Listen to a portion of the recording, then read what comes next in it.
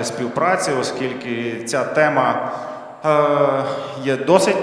викликає великий інтерес, велике зацікавлення. Ми це бачимо по різних активностях, різних проєктах, програмах, які ми пропонуємо в рамках нашої ініціативи Cities for Cities. Буквально два слова про те, хто ще не знає, що це є за ініціатива і як вона з'явилася. Вона веде свій лік від 2022 року, коли ми у Львові побачили великий інтерес до теми міжмуніципальної міжнародної співпраці, як з боку українських громад, які до нас зверталися з проханням допомогти їм вийти на міжнародний рівень, так само і з боку іноземних громад, які, маючи з нами контакт, маючи якісь знайомства з нами, просили допомогти нам знайти партнерів в Україні. І ця ініціатива досить непогано розвивається, є гарні результати у вигляді декількох десятків уже налагоджених партнерств. Ініціатива з'явилася в 2022 році, її одразу підтримали місто Львів, Шведська асоціація місцевого самоврядування, її міжнародний відділ Solar International, я бачу представників Solar International, вітаю вас.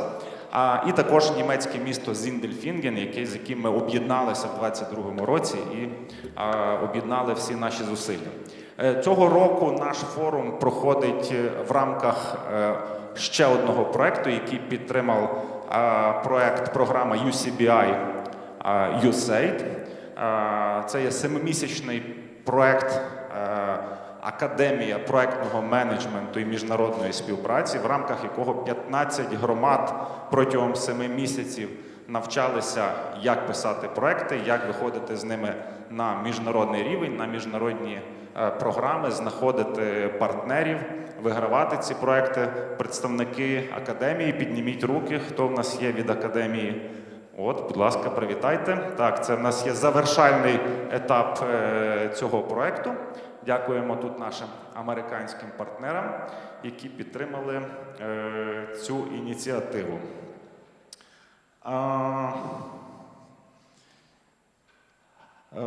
Ми прекрасно розуміємо, що наш час, який ми маємо, який ми тут використовуємо для думання, для прогнозування, для планування майбутнього, він оплачується дуже дорогою ціною життя і здоров'я наших захисників. Я хочу, щоб ми почали нашу подію з хвилини мовчання за усіма, хто загинув, захищаючи Батьківщину.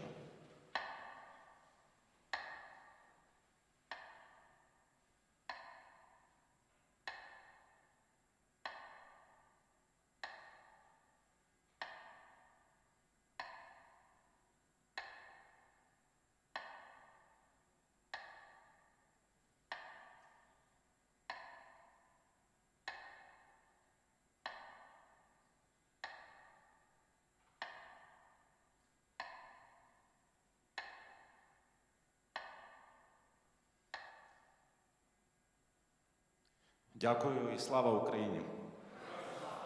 І ще раз закликаю, щоб ми максимально ефективно використовували цей час, який у вас буде протягом цих двох днів у Львові, для того, щоб подумати, спланувати, надихнутися, спланувати нові цікаві речі, кроки для ваших громад.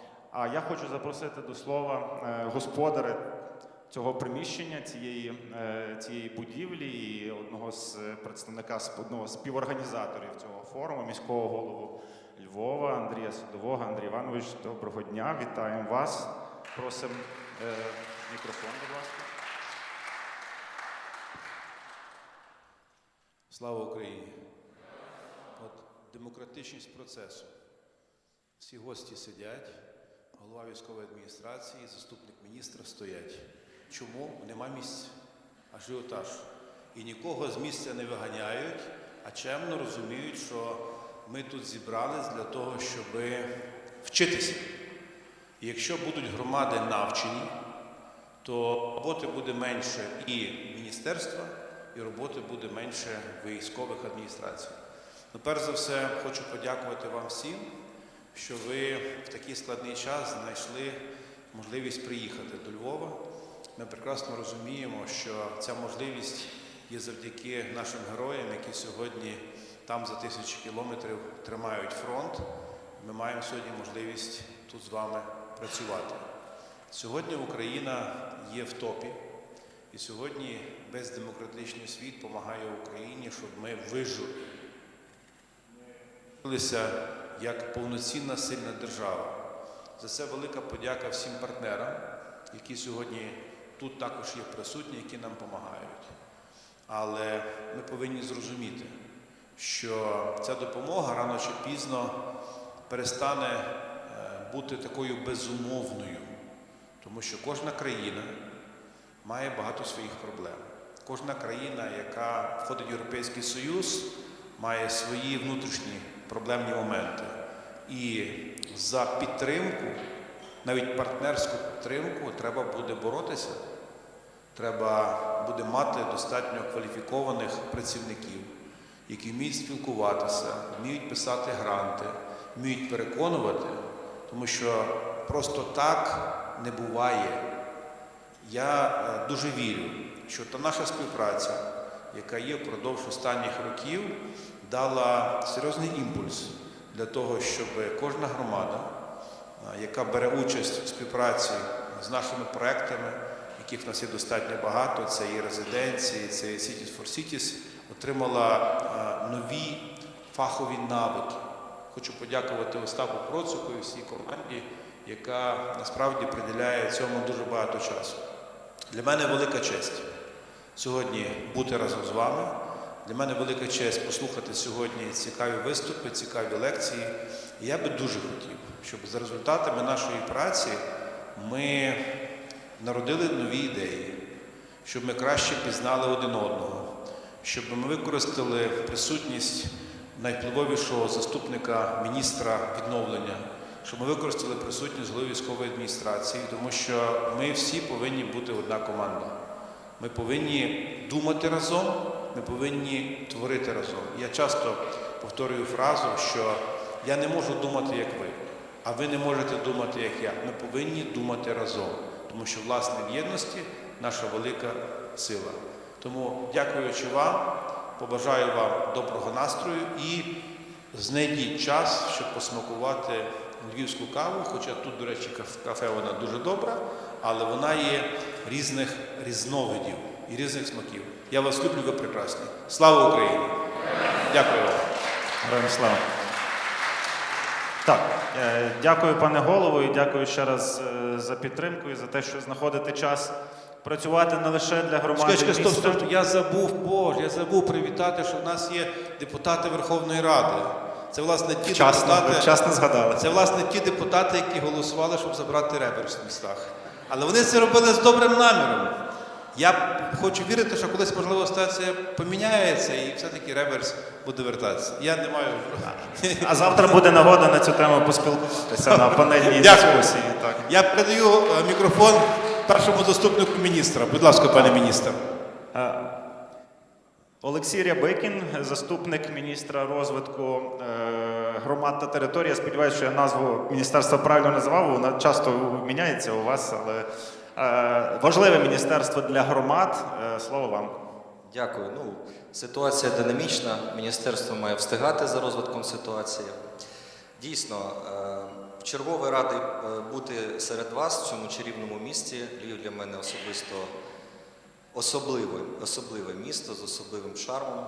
І важливо, що Львів сьогодні, як і завжди, демонструє досить потужне лідерство.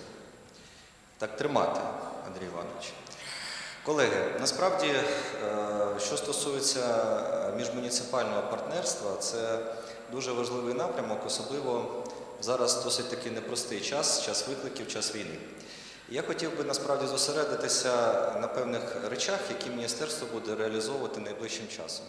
Нещодавно в цьому залі ми говорили про агломерації, говорили про те, що необхідне відповідне нормативне регулювання, і впевнений, що в наступному році міністерство докладе усіх зусиль разом з нашими партнерами і колегами з Верховної Ради України для того, аби ці питання вирішити. По-друге, я би хотів звернути увагу на таку річ.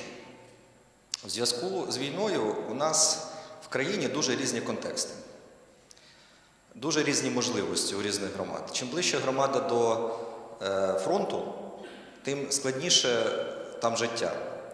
І навпаки, чим далі громада від фронту, тим більше у неї насправді є можливостей. І ви знаєте, нам дуже важливо належним чином зреагувати на цю ситуацію. Нам важливо показати, що українці в Сумській, Львівській області, в Харківській, в Закарпатській насправді ті самі. І ми маємо підставити плече і протягти руку допомоги тим, хто її дійсно потребує. Саме на це спрямований проєкт, національний проєкт, який президент України анонсував у своєму посланні до Верховної Ради України, проєкт «Згуртовані громади». Я дуже прошу ті громади, які дійсно можуть долучитися до допомоги прифронтовим громадам, зробити це. Ми їздимо багато Україною. І ви знаєте, в прифронтових громадах живуть дуже щирі люди. Щирі люди, які дуже чутливо відчувають все, що відбувається. І наше з вами завдання їм допомогти, їх підтримати. Чи можемо? Тут ми не говоримо, що треба саме це або це, але треба їм допомагати. Треба бути разом з ними. Треба показати, що Україна єдина. Це дуже важливо, в тому числі, коли ми говоримо про міжмуніципальне партнерство. Тому, дякуючи за запрошення, дякуючи можливості бути серед вас, вітати вас, бажати вам плідної роботи, я хочу, щоб ми були єдині. Я хочу, насправді, щоб такі питання, як реверс, нас не роз'єднували. Щоб було більше обставин і більше можливостей для єднання. Насправді це дуже важливо, тому що ми з вами знаходимося в дуже вирішальний період, визначальний період для нашої історії. Слава героям! Слава Україні! Успіхів вам! Тримаємося! Дякую! Дякуємо дуже. Олексій Рябикін. Ми говоримо, коли про співпрацю міжнародну. У нас називається Форум муніципальної співпраці, але ми дуже часто зустрічаємося з пропозиціями товаришувати регіонами із західних країн. І це, як на мене, один з таких найбільш перспективних потенціалів, невикористаних. Так? Це, власне, виходити на зовнішні ринки, хочу сказати, на зовнішні орбіти співпраці, не лише містами, не лише муніципалітетами, але і регіонами. Хочу запросити до слова голову Львівської військової адміністрації, пана Максима Козицького, який цікавиться завжди тим, як розвивають міжмуніципальну співпрацю міста Західної України, намагається підтримувати в цьому громади Львівської області. Пане Максиме, вам слово. Дякую велике, шановний Андрію Івановичу, Олексію, народні депутати, дорогі присутні, голови громад, партнери. Андрій Іванович, коли казав, що місця нема, то не так. Він дає можливість зайняти центр ринку і тримати слово. Андрій Іванович, дякую вам за ту можливість, дякую за ті збори, які сьогодні тут. Вкрай важливо, коли ми говоримо про співробітництво, справді співпрацювати. І я не думаю, що основне питання – це фінанси і реверс. Основне питання – це спроможність. Спроможність – це не тільки про гроші. Спроможність – це усвідомлення, відповідальність, спроможність – це про знання. І такі форуми дають можливість поспілкуватися і зрозуміти, куди ми рухаємося. Коли ми говоримо про Європейський Союз, ми чітко маємо розуміти, що Європейський Союз – це не тільки союз країн. Європейський Союз – це, перш за все, співпраця між громадами, регіонами, районами. І це, напевно, є європейська співпраця. Мені б дуже хотілося, щоб Україна відповідала тим критеріям. І ми будемо частиною Євросоюзу, але треба що робити? Покращувати свої спроможності. Перш за все, спроможність власних громад. І не тільки грошима. Тому, коли ми говоримо про форум, то давайте зосередимося на тому, що робить нас сильнішими. Робить нас сильніше, звичайно, що партнерство. Партнерство, яке можна з нас знайти. Скористайтесь тим шансом і знайдіть собі партнерів. Партнерів, які дадуть знання, перш за все. Дякую велике і до співпраці. Слава Україні! Героям слава! Дякую. Дякую за ці вітальні слова. Ми будемо переходити до частини нашої лекційної, нашого інспіраційної промови, для того, щоб задати певний тон цій події і говорити дійсно про серйозні речі. Міський голова згадав про те, що коли ми думаємо про розвиток співпраці міжмуніципальної в майбутньому, ми маємо розуміти, що ми повинні готуватися не просто, уже фактично ми повинні так діяти, не просто бути отримувачами допомоги, а намагатись бути партнерами, намагатись розуміти, а в чому є інтерес європейських країн, європейських муніципалітетах, а чим живе Європейський Союз, чим живуть там громади, якими проблемами, в чому ми можемо бути цікавими і в який Європейський Союз ми йдемо зараз. Наш наступний спікер багато досліджує цю тему.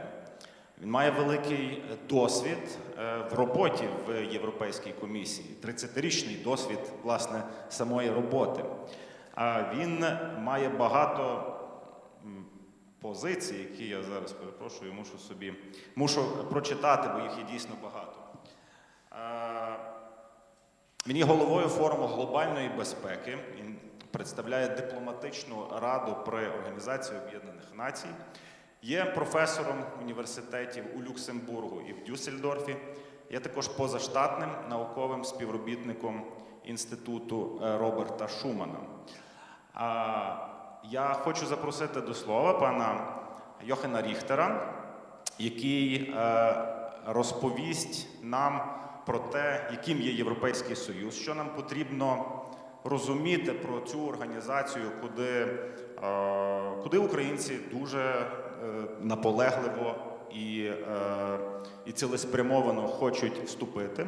Можливо, розвіяти деякі ілюзії, пов'язані з тим, а як ми собі уявляємо цей процес, як ми собі уявляємо цю організацію.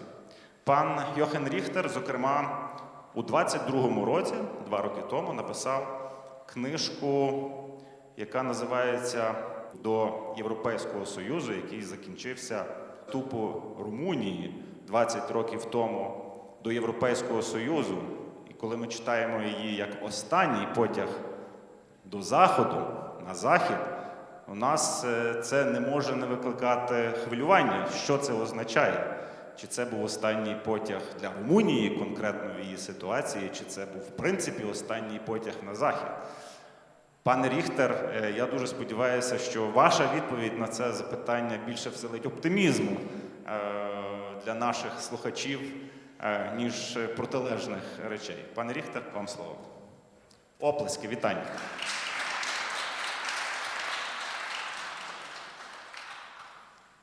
Дякую за запрошення.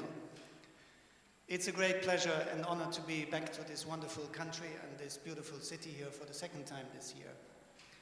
I had the pleasure in January to open a lecture series at the Ukrainian University here in Lviv about EU integration. And these practically 2 days are about EU integration. So I hope I'm not too dull with my presentation here. And on the other hand, like it was said, inspire a little bit your thinking for the discussions you have here. And I will come back to that question, but in a moment later. Now, I was wondering how you feel about what was said earlier. Everybody tells you, of course you will become an EU member. It's not even a question. It must give you an enormous boost in energy. Or are you more worried about it? Too many questions, too many hurdles. But come on, you have a fantastic goal in front of you. But goals are something a little bit weird, aren't they? Because there is the path before you are reaching that goal. So it's a bit like going on a long walk, maybe a long steep walk. So we all know what we have to do, get prepared. And yeah, you are prepared. So you have a good pair of shoes, you have a backpack with food and drinks and some goodies. I think you love to sing in Ukraine, so you probably sing a song along, and off you go. What can stop you? Almost nothing. But then we all know what happens on a long walk. After 5 minutes, somebody's asking, when are we there? No, it's all good. It takes a little longer. It's all fine. Then somebody starts to moan about the shoe that hurts. Somebody's out of breath, so the whole company is slowed down. Constantly difficult decisions to take. Are we taking a shortcut? Might be difficult. Are we stopping now? Are we continuing? Terrible. Always these choices. And finally, we know no foods, no drinks. It's no fun anymore. The first persons are saying, why the heck did we start this in the first place? But you will make it eventually, because those in charge will say, come on guys, don't forget what you saw, you will make it. And then you're there. So what happens then? Is everybody jumping around in joy? No, of course not. Yeah? Most people want to get rid of their shoes, their socks, they want to walk through the wet grass and just lean back. Is there still sufficient support? Yeah, of course, the majority is in favor of what you have done and achieved. But we also know there will be a few, maybe a bit more than a few, who look in this direction and say, oh my God, what did we leave behind? What did we lose on the way? So why am I telling you this maybe unrelated story? Because EU integration is exactly about this. Keep a long breath. Don't let yourself deviated by those who are questioning what you're doing here. And try still to picture the goal that you had in front of your eyes. And ladies and gentlemen, over the process, there will be more than enough difficult decisions to be taken. The chief negotiator, the first one of Romania, told me, Jochen, the most hard part for me was to sell at home what I had negotiated in Brussels. And this is the reality. And in all countries over the history of enlargement, the support has gone down and down over time because people like to look what they had rather than to see what's coming in the future. But don't let yourself deviate from where you want to go, and you will make it. Now, today I would like briefly, and I cannot go into details because then I would have to have the other lecture series we had, and we don't have the time for this, into a few fundamentals about EU foundations and the treaties and the values, because they have an immediate meaning, as you will see. Briefly talk about the enlargement process. How could you organize yourself? And most importantly, of course, and I hope that will inspire your thinking, what does this mean for you here in the room, more concretely? Now, this seems to be like going back in time, but I'm doing this for a particular reason, namely to remind that this whole European Union as we know it now started way back in '57 with the 6 countries agreeing on this cooperation mechanism. Because still today, many of the building blocks that were agreed at the time still apply, and they have also a meaning. Of 2007, that has now a new balance also between those. And probably it's not so obvious from those 2 pictures, but the book has grown in size. So things have become a little more complicated. You will still make it.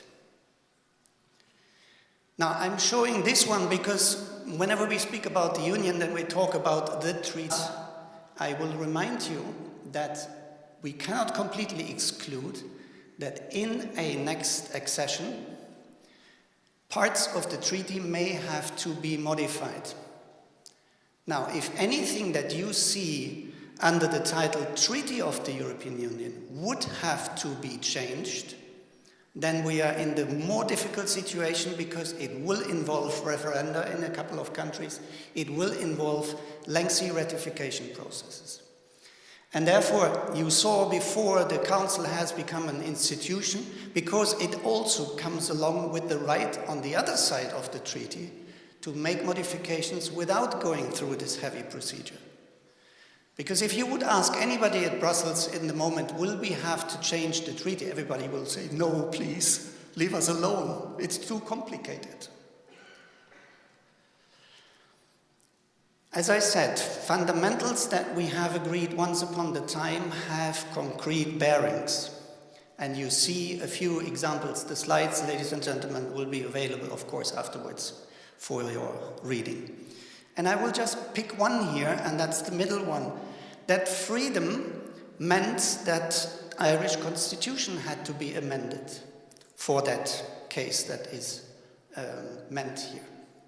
So these building blocks that were once upon a time agreed that are now enshrined in the treaties more profoundly than they were in the beginning, they have a concrete consequence, potentially. And likewise, the fundamental rights that are now enshrined in the Fundamental Rights Charter have a concrete meaning, and they force member states regularly to think about the consequences. And here is, and I see the organization also mentioned as a partner, there is a close cooperation between the European Court of Human Rights, not an EU institution, but there is a lot of link between the two, especially when it comes down to evaluating questions around the rule of law. And the rule of law, we all know, is a complex construction. It has so many meanings, and now it is part of the famous Article 2 that defines what the Union is about. And you all know this has been a thorny issue, especially for Romania and Bulgaria, who even faced a particular mechanism. Can we completely exclude that this will come again in maybe a similar, a different format?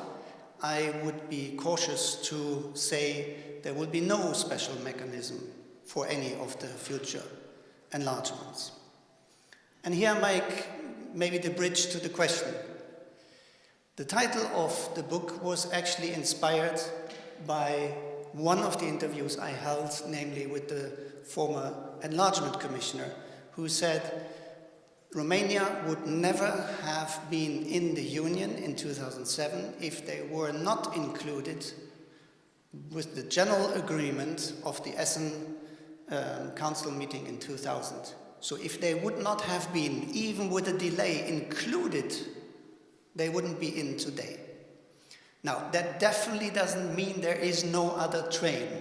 And of course, you know that everybody in Brussels is very positive about the advancement that this country does. So there is no question that you will not become a member state. But it may take probably a bit longer than you hope for. Eventually, we'll see. Now, one thing that is very important in that context, and it was already on the previous slide, and that is the separation of powers. And that is something where we are at this fine line, how deep does the European Union interfere with the organization of a member state? And there is one red line, and that goes whenever we are talking really about the deep organization between your different levels in the Union. The EU cannot really interfere. But you will see in a moment that still there are some challenges out for you. Yeah? So it's this gray line that is not defined in all details. So be aware of the challenges that are here. And just to take one example, we had a few years ago free trade agreements that were close to be concluded, and one single regional parliament was voting against. And in the country, that was part of the way they were organized. The whole thing collapsed. So, yeah, that can also happen. Now, equally, within the question of law and what are the different levels, I need to remind that supremacy of EU law has been something that has been even discussed in my home country. I'm originally German. And it's being discussed very controversially in other member states. But in a conflictual situation between European legislation and national legislation, the court has several times upheld, the Court of Justice in Luxembourg, that EU law prevails. Still, we subscribe. I'm now, because I'm long enough out of the institution, officially, that the subsidiarity principle applies, which basically means the lower level who can do whatever is necessary, then the next higher should not involve itself. But again, it's a bit of a gray zone here. I'm underlining a last point on that slide, and that is the very last one, non-discrimination. Because, ladies and gentlemen, we know that this country, for the current terrible situation you are in, has a difficult relationship with a certain language, and I fully understand that. But I had a lovely discussion in January when I was here with some people, I will not name with whom, and I made clear, if you cut this completely out, for example, the education system, you may have immediately a problem with Brussels in your negotiations, because there are too many people who only speak that language. We'll leave it here. Now, I'm putting these drawings that are from ancient times up here just to show that enlargement was never without concerns. So, as small or big the club was, it was never, yes, wonderful, let's welcome these new members. They're all so nice, and of course you're all great people, this is a great country. Yeah, there was always this concern whether this is the right moment, the good decision or not. Yeah? In the first case, it goes back to the United Kingdom joining, the other was Spain and Portugal joining. Yeah? And the second one is very typical. Yeah? The first is already on the move, and the others want to jump on the same, but at the central level, everybody is a little bit wary. Yeah? It's never easy. Now, the enlargement process, of course, the first three things I don't have to mention, you have them all done already. Yeah? You are already in the middle of the things that will time and again come up. The first is whenever any new chapter, any new cluster will be opened, you need unanimous support in the Council. You need all the 27 member states on board. So, as somebody said in another context, you are not negotiating with one partner, because the impression also for people outside is it's just between the country and Brussels. No, you are similarly discussing this at the same time with the 27 member states. And as you have unfortunately seen in some areas, one or the other member state might be a bit more difficult on certain particular issues. Yeah? I'm not naming here agriculture, but that was one idea that came to my mind. The second thing, and our parliamentarians will confirm that, there is a good saying in politics, there's nothing agreed until everything is agreed. And therefore this restructuring that we have now in clusters means even if you have closed all chapters but one in a cluster, the cluster is not closed. It's only once the last chapter is being agreed. Which unfortunately means if somebody wants to fool you, let's take it from the positive side, they can come back to demands of a already closed chapter and saying, because you're not coming across on the last one, let's think about what this means for this other chapter. I hope this will not happen, but you cannot completely exclude that. And that was my reason for saying, let's not be over-ambitious on constantly talking about timelines. Yes, you need for the motivation to have a date that you want to achieve. That is positive and good. But to create too much of an expectation, it has to happen in the year 2000, whatever it is maybe not the best idea. To say, that's where we want to go, and we do our best, and I know you do your best, is a good thing. So, again, tricky issue. Now, as I said, you are negotiating with the state and between Brussels, but here we have the local level. And for you, this is, in the end, the most decisive, because you need to make things happen in the end. You are the direct contact with, with your citizens. So you need to follow, and I come to that in a moment. Again, I'm nasty, I'm sorry, forgive me for that. Negotiation sounds like a nice word.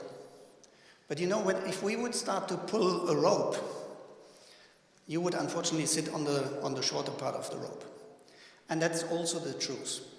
So if anybody tells you, yeah, but Brussels has also to change, well, fold that. They may have to change for other reasons, but they will not change because they want you to become a member. Yeah. This is a bit like you sign up for a sports club. The sports club will not change their statutes because you become a member. Now, the consequences, however, are even down to your level. And I always love to quote that example of air quality for the simple reason that you can see, and you will hear when you talk to other member state representatives, that some are very good. They're best pupils in transposing laws into reality.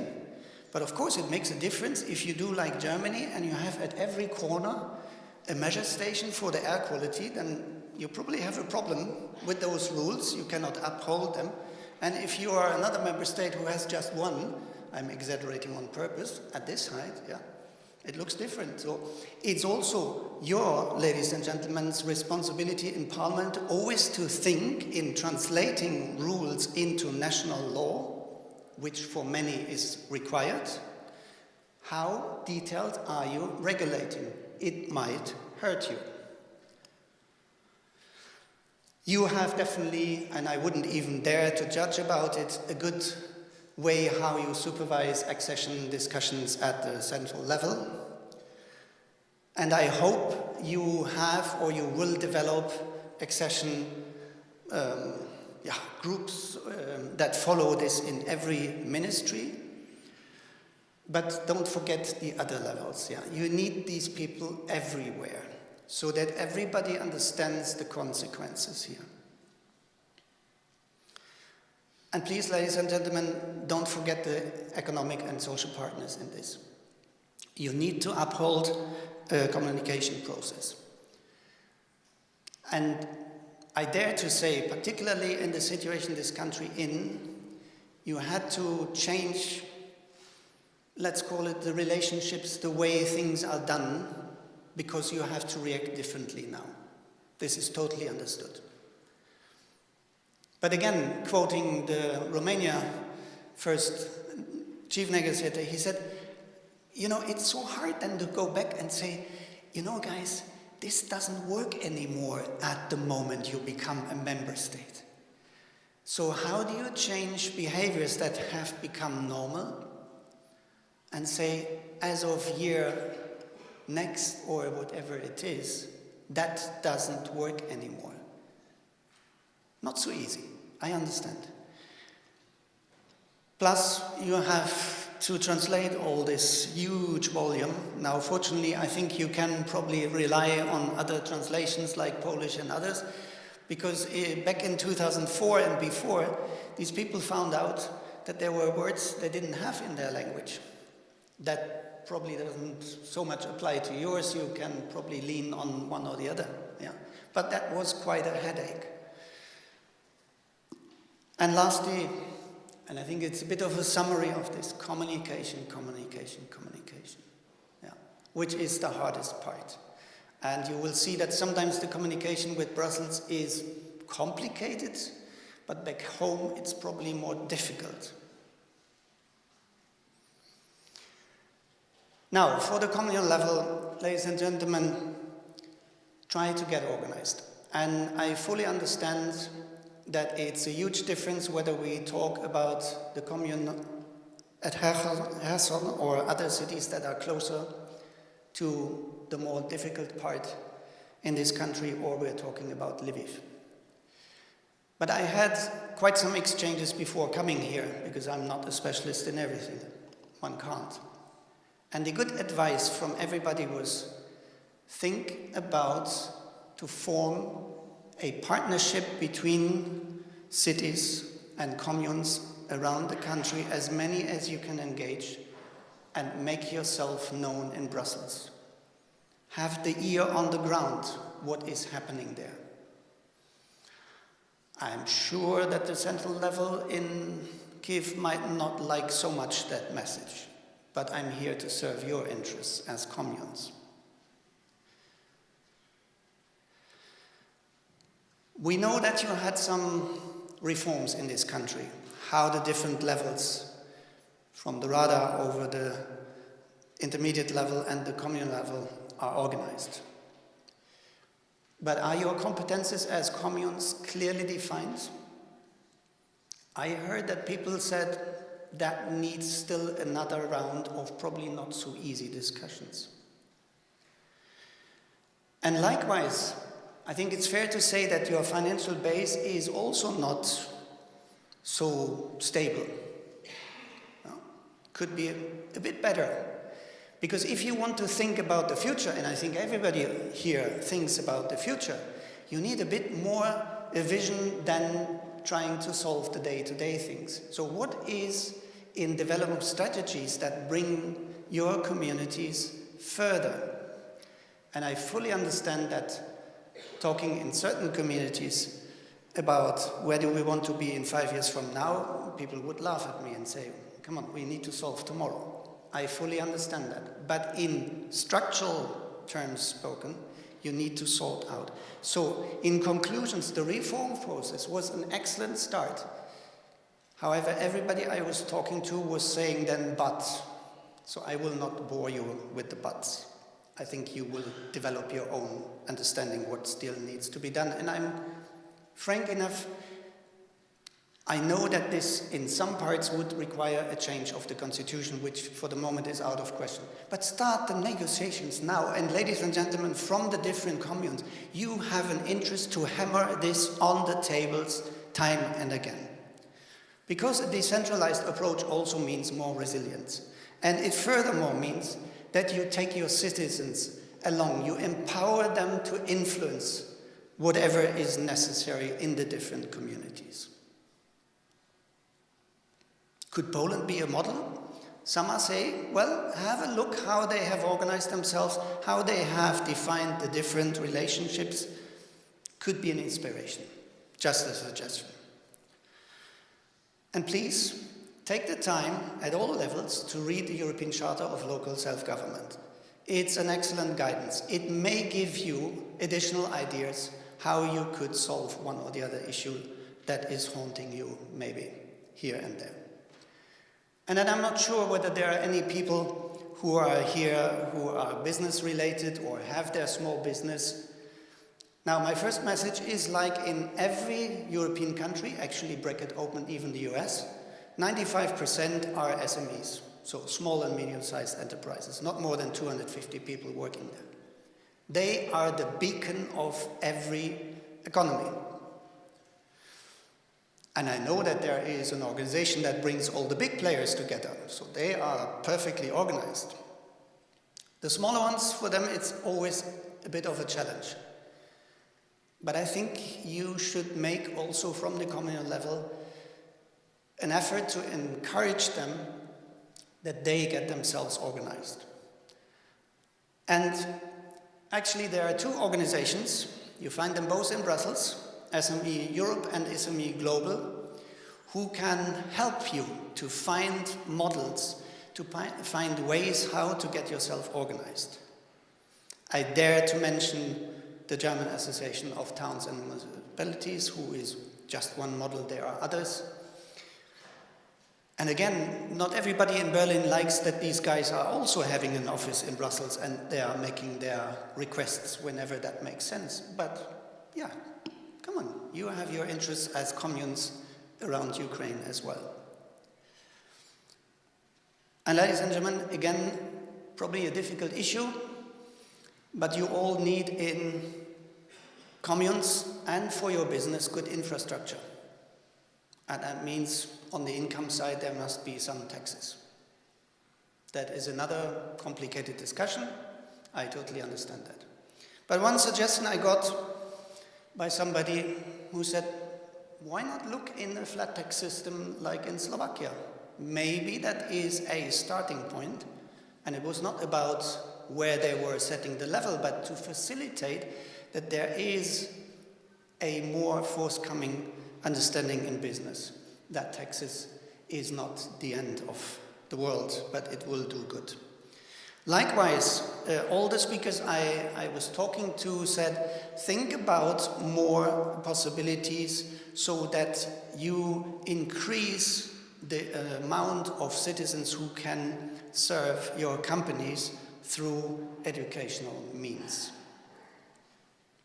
And likewise, of course, in this city, it's not a question. I have seen myself the startup initiative at the university, but try to multiply these examples. Try wherever you have a kind of university environment around to build these nucleuses around. Again, there is a European initiative, the European, now it escapes me, that sometimes happens, the EIT network, I will give you the necessary link afterwards, which can inspire you how to do this, and that would also then possibly translate into partnerships that could serve this. So I end here, and I come back to the question of the Romania book. As I said, this is not the last train. Actually, the book will be out in your own language in spring next year. The translation has just been more or less concluded, and I hope at the Kiev Book Fair the Ukrainian version will be out for you to read about the consequences and the discussions that still today sometimes are in Romania ongoing. And I think earlier I was asked what is to be said about the first round of presidential elections in Romania. Yeah, I think we are seeing here what we are seeing across Europe, that there is a strange feeling that what is called establishment, I'm always wondering what is meant by this, but is seen very critical, and potentially that's what I heard early this morning talking to some of my friends in Romania. That could have been the result of the elections, first round. Let's see how the second goes, but I also don't hide that some people are very nervous about the parliamentary elections that happen next weekend. So I think the country is a little bit worried where the future goes, but I think we have to stay positive, like we are staying positive for you. Thank you very much for your kind attention. I'm ready for any questions. Дякую. Так, для тих, хто не встиг прослідкувати за новинами, про які говорив пан Ріхтер, вчора в Румунії відбувся перший тур президентських виборів, і перше місце наразі, це ще не перемога, але перше місце в першому турі зайняв, власне, кандидат, який гостро критикує і Європейський Союз, і НАТО, і дуже часто транслює проросійські, антиукраїнські наративи. І щодо самої румунської ситуації пан Ріхтер відповів, але в мене, можливо, в продовження цього. Поки я ставлю своє запитання, я закликаю вас подумати про свої. В нас залишиться час, можливо, на 2 запитання. У мене питання до вас, пане Ріхтер. Коли ми чуємо, що в європейських країнах, які вступили в ЄС, які отримали, очевидно, багато вигод з цього процесу, з'являються такі антиєвропейські настрої. І для нас ці сигнали дуже такі є тривожні, тому що ми рухаємося в напрямку організації, всередині якої відбуваються ну, це ж не тільки мова про Румунію, так? З'являється все більше популярність політичних сил, які ледь не закликають до розпуску Європейського Союзу або як мінімум до його повної реорганізації. Що це для нас означає? Так? Тобто ми рухаємося в напрямку організації, всередині якої відверто є дискусії, скажімо так, делікатно назвемо цей процес. Що це для нас означає і чи не означає це для нас, в тому конкретно для українського випадку, значно більші труднощі в переконуванні європейської спільноти, а як ви говорили, нам доведеться спілкуватися з кожною з країн, значно більше труднощів в тому, щоб схиляти європейські країни на підтримку наших намірів. That is actually a question that is very hard to answer, because then I would have to look at the famous glass bowl and see the future, which I can't. It will probably depend a little bit how the next steps of discussions will go, how fast they go, how committed the European Commission is on this. I have no doubt that they are very committed to make things happen. Of course, next year will be crucial in the sense that the negotiation about the next 7-year framework will start. So already the discussions, how does the budget look like post-27? And that is very hard to predict how they go. I just give you one example. Of course, everybody knows we need to do more in terms of defense. So there are already the first proposals on the table how this potentially could be financed without enlarging the budget, because some member states are adamantly against this. So we will have to see also how these first trials by the Commission to engage into a new systematic will translate, and what does this potentially mean then for a budget that comes post-27. You know, what sometimes hurts me to see is if you take the map of Europe, you can basically draw a line from this to this. And then you have the old western and southern part that is probably the most reluctant to any of these changes, to being more lenient towards this country. And then the north, and of course everything that is east and closer to your country, has a very different opinion. And I don't see for the moment that anybody has the capacity to engage in a discussion between those two parts of Europe. I'm simplifying terribly, but just to keep it simple. How we've come to a path forward rather than looking at each other and saying, you're seeing the world from a different reality. Of course, we all know that the current governmental situation in France and the non-governmental situation in Germany are very helpful, to put it mildly. That hopefully is solved in one or the other way in a few months from now. Will that help for a good discussion process? I'm not so sure. But on the positive side, let's hope, let's stay positive that nobody forgets what this country is doing for Europe, what the potential is of this country, and that this translates into messages with which you can live. I'm sorry that I sound a little bit evasive here, but I cannot predict where the negotiation is going to go there. Thank you. Чи є запитання? Я готовий передати. Колеги, може мені хтось з мікрофоном допоможе, якщо це буде з різних частин залу. Дякую. I'll ask this one in English. My name is Yaroslav Morozov. I work at American Councils for International Education in Ukraine, and I'm also a PhD candidate, and my thesis is on modernizing the constitutional legal order in terms of Ukraine's future membership in the European Union. Thank you very much, Mr. Richter, for your speech, and I would like to ask a specific question. Once Ukraine will join the European Union, we'll definitely have, among other requirements, we'll have to implement the provision on giving EU citizens the right to vote on local elections, which is according to EU Charter on Fundamental Rights.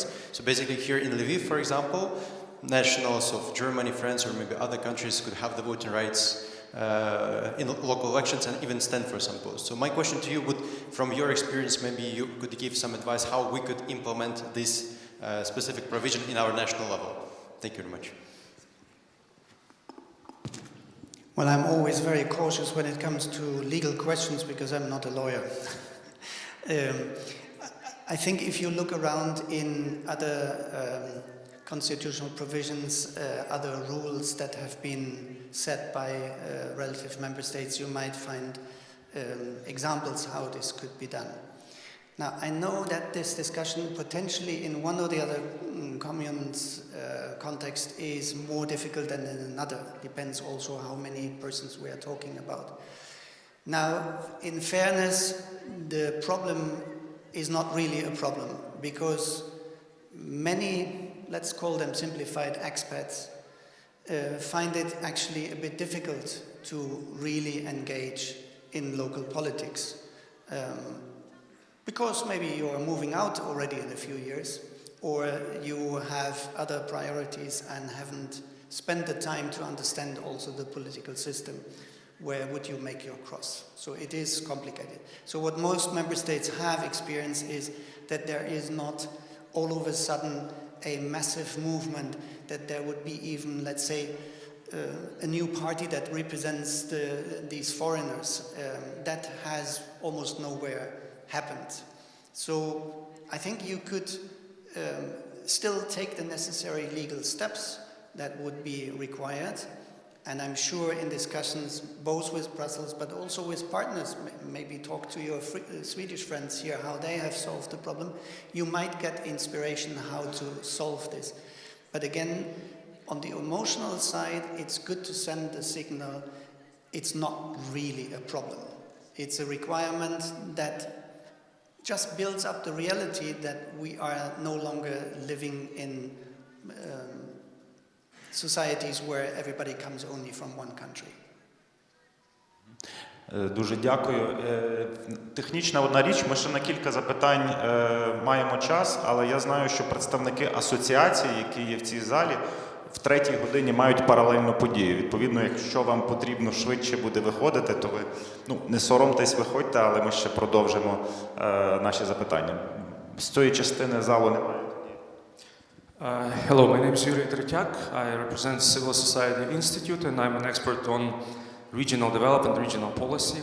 And we know that 2/3 of EU 7-year budget is actually allocated through two investment policies, which are cohesion policy and common agriculture policy. What do you think are the major threats to these policies in the future period and in this political turmoil in the EU and all the new developments that are going on?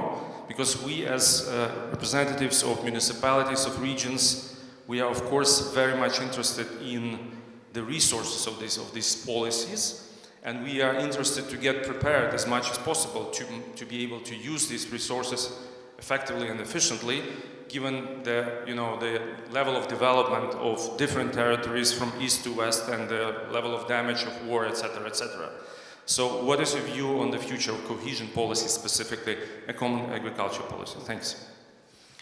I would, however, start with the current situation, and my understanding is that there are still complicated discussions ongoing between the central level and the communal level so that you can tap on the funds that are now available until 27. So please, I invite you on that part to join forces amongst the communes to make your voice heard, that you need the necessary structures so that the money can be picked up. It would be a major loss if you look in 27 and see that major parts of that transition money has not been used because the structures are not there. And I'm fully aware that this is for some communes more difficult than for others. For a city like Lviv, probably less than for others, because you need the legal capacity, you need the financial capacity. So maybe you have to pool resources for other communities who cannot develop in the same way, for understandable reasons, these capacities. Now for the future, again, I was already mentioning that there are considerations. Do we have to change the structure? Now I'm going a step back. In 2000, before the enlargement by 2004-07, I was sitting myself on the table of negotiating eventually a really deep agricultural reform. Didn't happen. Now being with 27, I have my doubts that there will be a huge overhaul of the agricultural policy. But can I completely exclude this? There I would be careful. And likewise, and you're indicating it already, we cannot exclude that the structural funds will look different, that the requirements will be difficult. But would I tell you anything good if I now make something up how they could look? I think that wouldn't be fair. I think, as I said, what is now being thought of by the Commission and how will this translate? How will the perception be? Will the Commission get its way, at least partially? We will know into next year. That may give you already an idea what the consequences will be. But you heard already that a lot of member states are extremely worried about what the Commission has put on the table. Let's see how the negotiation goes. On the other hand, those who follow this for longer, they are saying without any reforms, probably this cannot continue like this. So some changes will come. And ladies and gentlemen, that is true for the past. I cannot imagine that all of a sudden there would be a one-sided change that would only hurt incoming countries. I cannot see that, quite honestly. Дякую. Чи є запитання ще в нас? Доброго дня, Володимир Джиджора, радник Української асоціації районних та обласних рад. На вашу експертну думку, скажіть, будь ласка, які найбільш критичні впливи російсько-української війни на хід європейської інтеграції України з однієї сторони і на європейські інституції та столиці європейських держав з іншої? Дякую.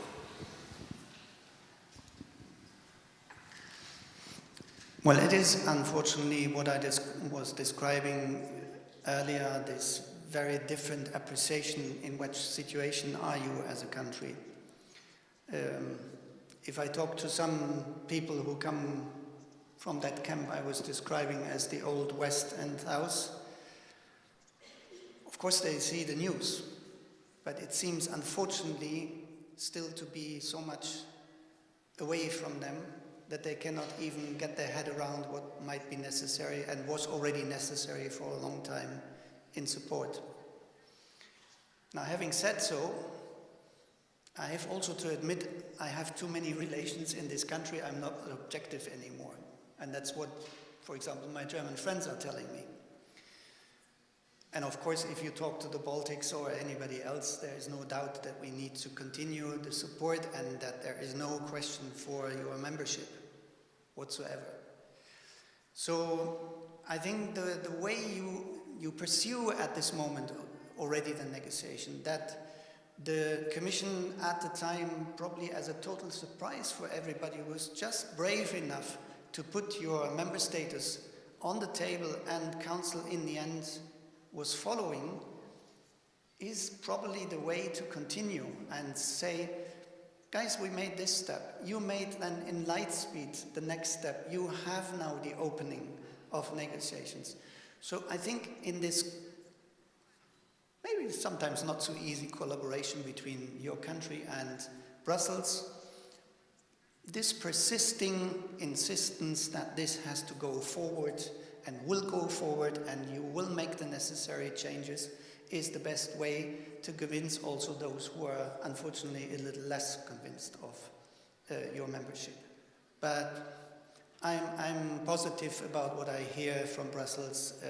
It's going to happen. It's just a little bit the question, what's the road in between? Yeah? How hard and steep, coming back to my little story, that way will be.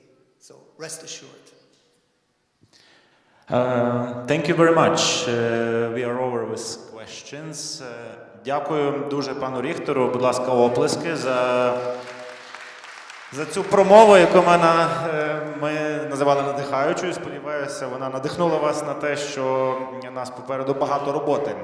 І все буде добре, якщо ця робота буде зроблена всіма в повному об'ємі і максимально віддано.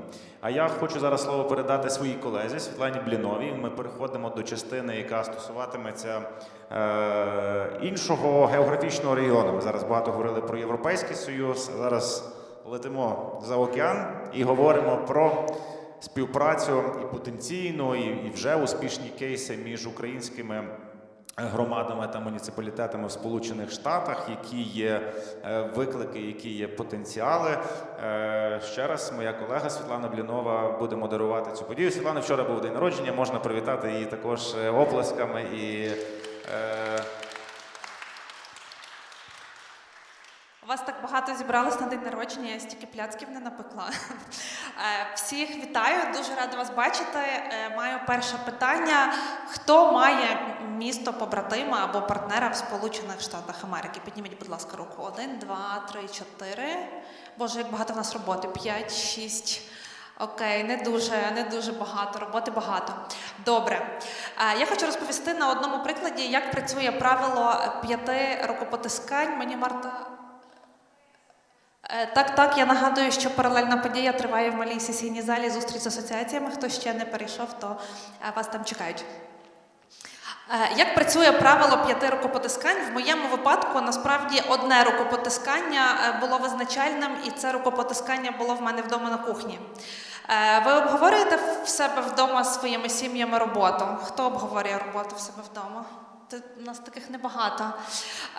Ми з чоловіком максимально ділимося усіма своїми успіхами, і одного разу, рік тому, на цьому ж форумі, ми мали от в цій сусідній кімнаті зустріч, де нас запиталися, а чи шукаєте ви партнерів в Сполучених Штатах Америки для українських громад? І ми цього не робили. І ми подумали, а чому б не почати шукати? А справді, чому б не почати шукати, чому б не працювати в цьому напрямку? Я прийшла додому, розповіла про це своєму чоловікові, він якраз був у Львові.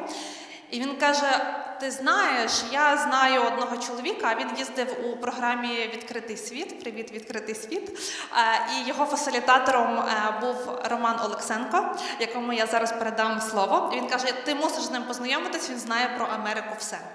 Він познайомив мене із Романом, а потім, як закрутилося, я вже просто навіть перестала це контролювати. Романе, дякую, я б сміливо назвала тебе хрещеним батьком нашої співпраці з Сполученими Штатами Америки. Я не знаю, як це перекласти на англійську. Роман нас познайомив вже далі як фасилітатор відкритого світу із програмою «Відкритий світ». Вже 5 громад з'їздили в Сполучені Штати Америки, нещодавно повернулися. Хто тут був в Сполучених Штатах, підніміть, будь ласка, руку. Я вас бачу. Клас. Супер. І далі закрутилося до того, що також ми подали заявку в Корпус миру. З нами тепер працює волонтер Корпусу миру Девід Окіф. І, якщо чесно, на зустрічах я постійно не вірю своїм очам, що такий крутий чоловік з таким величезним досвідом допомагає нам налагоджувати ці зв'язки. Також Роман познайомив нас із чудовими людьми, які сьогодні будуть спікерами. Ось, насправді, міжнародна співпраця – це не є якась дуже складна магічна історія. Насправді, треба просто ознайомитися з людьми і шукати. А дружба з відкритим світом вже подружила нас із посольством Сполучених Штатів в Україні. Тому я запрошую сюди Артура Еванса, радника з питань преси, освіти та культури посольства США в Україні.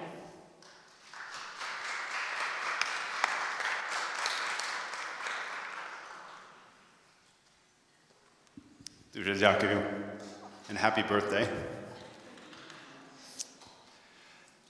Thanks for having me all here. It's wonderful to be with you today. I'm not going to take much time because we have a fantastic panel here to speak with you about partnership. But I did want to outline 3 areas where we at the U.S. Embassy are ready to support partnership. The first is a favorite old program that many of you know, Sister Cities. I was just on my way here counting the number of sister city relationships we have with US cities and Ukraine cities. 30. There are 30 partnerships. Some of them are old, some of them are new. But I would ask you, think about those sister city partnerships. Ask yourself, do I have a sister city partnership? You very well may. And if you do, and you want to renew that, I can almost guarantee you that there is an American administrator or an American professional who helped create that sister city relationship and wants to restart it. And I'll just give one example. I'm from Cincinnati. Some of you may know that Cincinnati is the sister city for Kharkiv. And when I got here, I heard from my mother, she said, I just ran into somebody at the ice cream store and I told them that my son was in Ukraine and they said, oh my gosh, we are members of the Sister City program for Kharkiv, Cincinnati. We have to talk to your son. So I'm just telling you, those ties are alive and we can help you resuscitate them. We can help you reach out. So think about sister cities. Second thing is exchanges. Open World Exchange is an absolutely fantastic exchange. We have Louis Madonik is here from the US Congress. Open World is the exchange program of the United States Congress. One of the most valuable parts of Open World Exchange is that it sends Ukrainian professionals, not just to the United States, but to Washington and to what we call the Hill, Congress. It's a chance to actually meet with the legislative branch and tell Ukraine's story. It's very important. Three other exchange programs I want to highlight for you in terms of creating partnerships. One is our Professional Fellows Program, PFP, Professional Fellows Program. It is a 5 to 6 week exchange in the United States for Ukrainian private sector professionals, NGO professionals, and city administrators.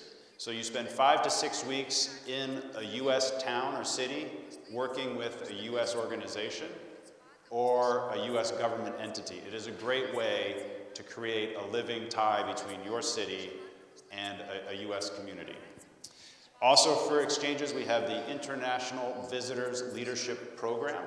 This is a 10-day exchange that is one of the marquee exchanges that we have for professionals. It covers a wide range of professionals from city administrators, environmental, everything from legal and rule of law to youth programming. So it is another way to get people from your city into the United States and meeting a wide range of American communities, IVLP. And then the last one I wanted to mention was UBL-PI, Ukrainian Business Leaders Program, UBL-PI. UBL-PI sends entrepreneurs to the United States to form a lasting relationship with a US business. So if you're thinking about investment or if you're thinking about partnership for your city or your community, this is a great way to get a business person from your city connected with a US business in the United States. And then that relationship is meant to continue throughout several years so that there's a stronger tie. So I'll just say that again, Professional Fellows Program, IVLP, and UBL-PI. And then the last thing I want to mention is our American Libraries program. We have American Libraries, I'm going to read these just so you know. We have our American Libraries program in 26 cities, including in Chernivtsi, Cherkasy, Vinnytsia, Uzhgorod, Zaporizhia, Poltava, Kopyanitsky, Kherson, Sumy, Kharkiv, Mykolaiv, Chernivtsi, Dnipro, Ivano-Frankivsk, Zhytomyr, Khmelnytsky, Rivne, Lutsk, and Ternopil. So if you're from those cities, please go to your central library or look on our website. We retain experts who are trained in US research, stand ready to partner with you and to support anything that you may have in mind for connecting with the US. So with that, I'm going to say thank you, and I think it's time to... Маленька ремарка. Хто був у Львівському America House? Ми мали працювати там, і ми би там не помістилися. America House прийшов до нас. Привіт, Володя. Дякую. Насправді я не модераторка подальшої події. Я запрошую сюди Романа Олексенка, фасилітатора програми «Відкритого світу», «Відкритий світ», який надалі розкаже, хто у нас буде виступати. Дякую, з днем народження. I want to also thank Tuck for speaking about the programs that U.S. Embassy administers. And I also want to acknowledge my good friend, Yulia Kashana, standing in the back quietly, but she does a lot for these programs. Я тоді перейду на українську. Хочу запитати у вас, чи нормально мене чути, бо я і досі звикаю до акустики в цьому прекрасному залі. Так, нормально? Так, краще. Ні. Дякую. Я знаю, що ми вже трошки запізнюємося з розкладом, але ми все одно спробуємо швиденько проговорити про міжкультурні особливості спілкування між українцями і американцями. І я хочу запросити стендапера, викладача англійської мови, випускника УКУ, мешканця міста Львів, колишнього волонтера Корпусу миру і мого друга Коліна Кубіка. Будь ласка, вітайте. А чи мікрофон один є? Ми щось думали присісти з Коліном, але тепер думаю, що краще, мабуть, ми будемо стояти. Поки ми шукаємо другий стілець, який я вкраду, мабуть, звідси. Я хочу вас запитати, хто був у Коліна на стендапі у Львові? Або хто бачив його YouTube? О, Аня, окей. Погано працюєш, Колін. Про тебе ще не знають. Будуть знати. Я вже взяв, так, дякую. Скажи, будь ласка, у нас 15-20 хвилин, думаю, тобі нормально? Як ти сьогодні почуваєш себе? Файно. Сонечко світить? Так, сонечко світить. Клас. Так. Клас, я тебе радий бачити. Ми з Коліном знайомі вже кілька років, і мені приємно бачити, що він в новому амплуа. І хотів тебе запитати, з чого для тебе почалася Україна? Так, я почну трохи розказати про себе. Мене звати Колін, мені 29 років, живу в Україні десь 8-9 років, у мене українське коріння, бабусі і дідусь були з України. Я, на жаль, їх не знав, ріс в дуже американській сім'ї, батьки не знають українську, тато в мене Євген, але я звик до Юджін, там в Штатах. Але я вперше приїхав в Україну, коли мені було десь 17, 2012 року, і волонтерів більше вчити мову, не знав мови тоді. І щороку приїжджав в цей табор, і цього не вистачало. І я вирішив, що хотів волонтерити довше.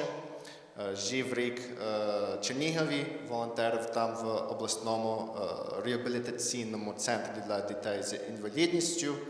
І після цього року ще зрозумів, що не вистачало часу. І я подався заявку на волонтерство «Корпус миру». Жив 2 роки в Чернівецькій області, працював в школі з дітьми там. І після цього... Скажи, де ти працював? Скільки було жителів в тому?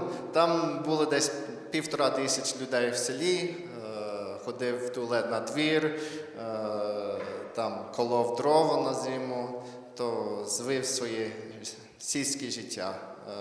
І там жив 2 роки, і потім вирішив, що ще не вистачало часу, і вступив в УКУ, вчився там на психолога, і закінчив навчання минулого року на психолога.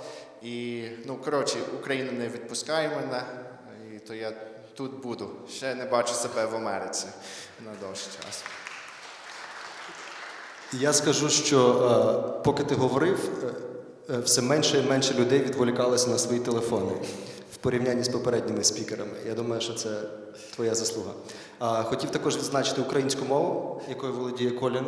Це людина, яка... Це ж не рідна твоя мова, ти ж не розмовляв. Ні, я не знав мови, так, вивчив. Да. Це заслуговує ще... Дивися, я спробую, оскільки ти стендапер все ж таки, я спробую бути більш таким кумедним, але до тебе мені далеко. Але, дивися, війна почалася, а ти все ще тут. Да. Чому? Чому не втік? Я був тут на 24 лютого 2022 року, і я був тут місяць, і я зрозумів, я помітив, що я хотів волонтерити, я хотів робити, що я міг, я хотів допомагати людям, але мені було дуже важко через те, що я іноземець, і я зрозумів, що українці всі мають свої мережі, в мене немає кума, і важко було знайти стабільне волонтерство, і я тоді ще не працював, і то я вирішив поїхати додому. Я був вдома 9 місяців і повернувся сюди минулого березня. То я вже тут під час війни десь 1,5 року. Тобто ти бачив українців до війни і ти бачиш українців під час повномасштабної війни. Так. Чи помітив ти якісь зміни в нас? Чи стали ми інакшими з точки зору американців? Я розумію, що ти говориш про себе, не про всіх американців, але як ти думаєш? Я не знаю, чи це зміни, але я просто думаю, що, звісно, єдність, було більше єдності. І я думаю, що українці, на жаль, звикли до цього. Це у вашій історії війни і дуже багато страждань. Але ви єдналися, і те, що я бачив, що у вас є таке слово резильєнтність, стресостійкість, дуже зміцнилось через це. І ви стали міцнішими, і я теж думаю, що ви почали піклуватися одне про одного набагато більше, ніж до повномасштабного. Тобто ти вважаєш, якщо я не помиляюся, що нас війна, якщо і змінила, то змінила не на гіршу сторону? Не на гіршу. І чи помічають це американці, наприклад? Чи що? Чи помічають американці, інші американці це? Можливо, помічають. Я не спілкуюся з американцями. А що для тебе, дивися, що для тебе є найскладнішим в спілкуванні з українцями? От ти можеш просто правду говорити нам все. Ти не образиш нікого. Перший рік було важко стосовно мови, але потім я жив в селі. І це коли почали дуже сильні виклики. І мені було дуже важко спонукати українців там в селі робити щось незвично. Вийти з свого зону комфорту. Я пам'ятаю один раз в школі, коли я хотів з вчителями працювати, і я мав таку ідею зробити маленький ролик з вчителями, і вони будуть в ролі учнів.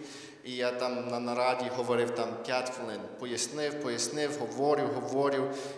І я знаю, що це не було через мову.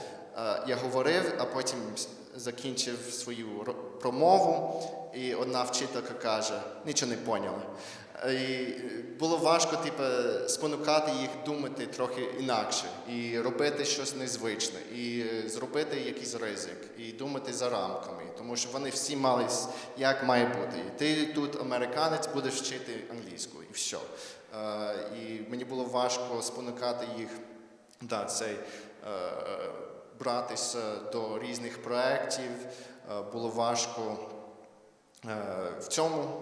І ще потім я цього не помітив одразу, але потім, коли я вчився в університеті і вчився на психолога і почав зрозуміти різні психологічні штуки, я зрозумів, що часто питають мене, що цікаво в українській культурі, що цікаво пояснити. І зараз буду трохи критикувати, але я кажу одне слово – це показуха. І в Україні, особливо там в селі, я не знаю, що це по всьому світу, але в Україні, і це, на жаль, походить із Радянського Союзу, що треба показати ідеально, треба показати те, що насправді не існує. І це було дуже важко в селі робити, коли вони робили це із інших сіл. Приїжджали вчителі і там робили фейкові уроки. Всі учні знали, всі відповіді, там відповідали, все ідеально, там все прибрано, але це не реальність. І вчителі з інших шкіл знали, що це не реальність. Всі знали, що це, всі зусилля йшло на фейкові, а не на розвиток. І це було дуже важко це приймати. І ще в школі там, і вони показали мене. Це їхнє велике досягнення. У нас американець, у вас немає. Він в нас є, нічого не робить, але головне, що він в нас є. І це вам шкода, що у вас немає американця. Я мусив би якось це відреагувати, що в нас є американець, але він нічого не робить, тому що ми працювали в одній організації, я мусив би знати, що ти нічого не робиш, але тебе любили всі. Робив. Да. А скажи, будь ласка, а що ми, як українці, і досі не розуміємо про американців? Чи є якісь речі, які б ми могли покращити в своєму розумінні Сполучених Штатів, того, що там відбувається, або як спілкуватися з Так, американці дуже різні. І це важко, ну мені навіть важко описати американця, тому що ми дуже різні, і є міста, де там більш релігійні, є місто, де більш світські, і там різні люди, дуже різні люди. Але там, я би сказав, що американці дуже індивідуальні, і це типу, частина нашої історії, типу, нашого менталітету, що ми індивідуальні, але все одно типу, всі люди там мають свої спільноти.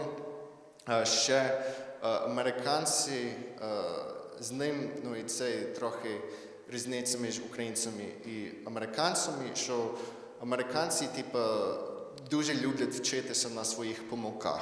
І типу, з помилки це типу, треба робити помилки. Це обов'язково треба робити помилки, щоб вчитися на них.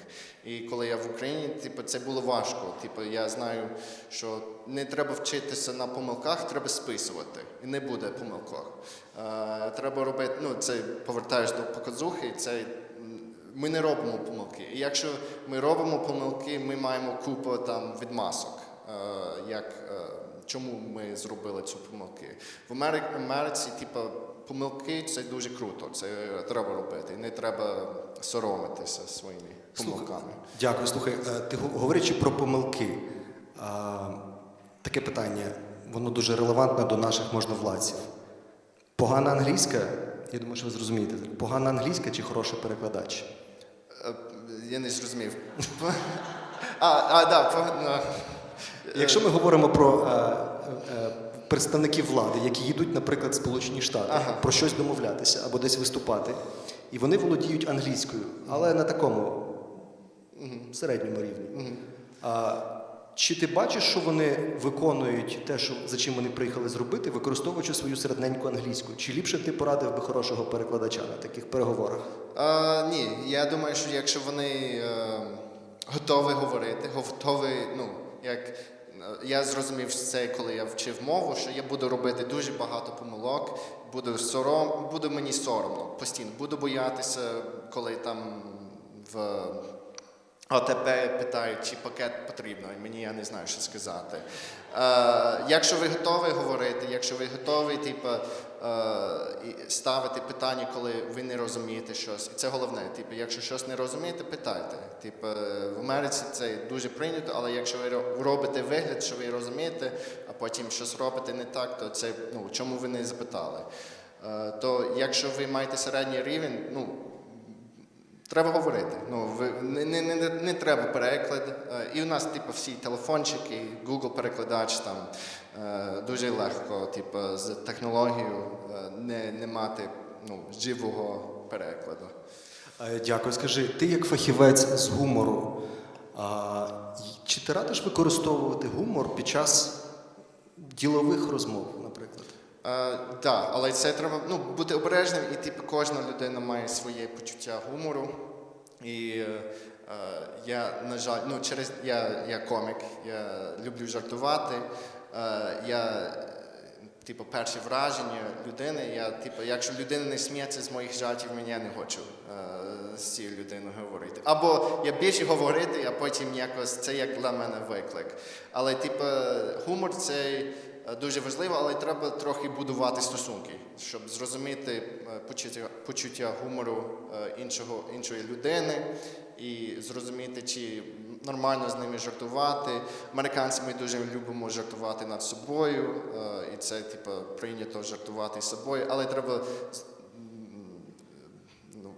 це іноді вони не розуміють, що ти жартуєш, і вони думають, що просто критикуєш себе. А чи є якісь теми, на які нам просто не бажано жартувати з американцями?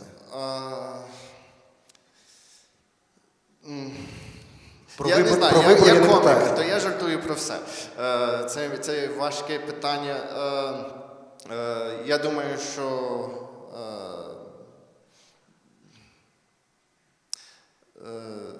я не знаю. Я жартую про все, але люди це розуміють це про мене. Я би не жартував там про релігію, політику, але якщо ви знаєте людину і знаєте, що вони приймають тебе як людина, і хай ображуться, типу, це ок, це їхня проблема. Маю ще пару питань до тебе. Бачиш, ми як намагаємося в експрес-інтерв'ю рухатися. Що американці і досі не розуміють про українців?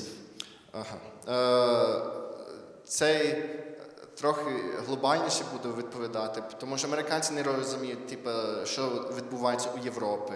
І американці дуже, вони живуть в своїх бульбашках, як усі, але Америка не має такої глибокої історії. Америка ніколи не нападали на Америку, дуже багато війн, але не в Америці, не на нашій землі.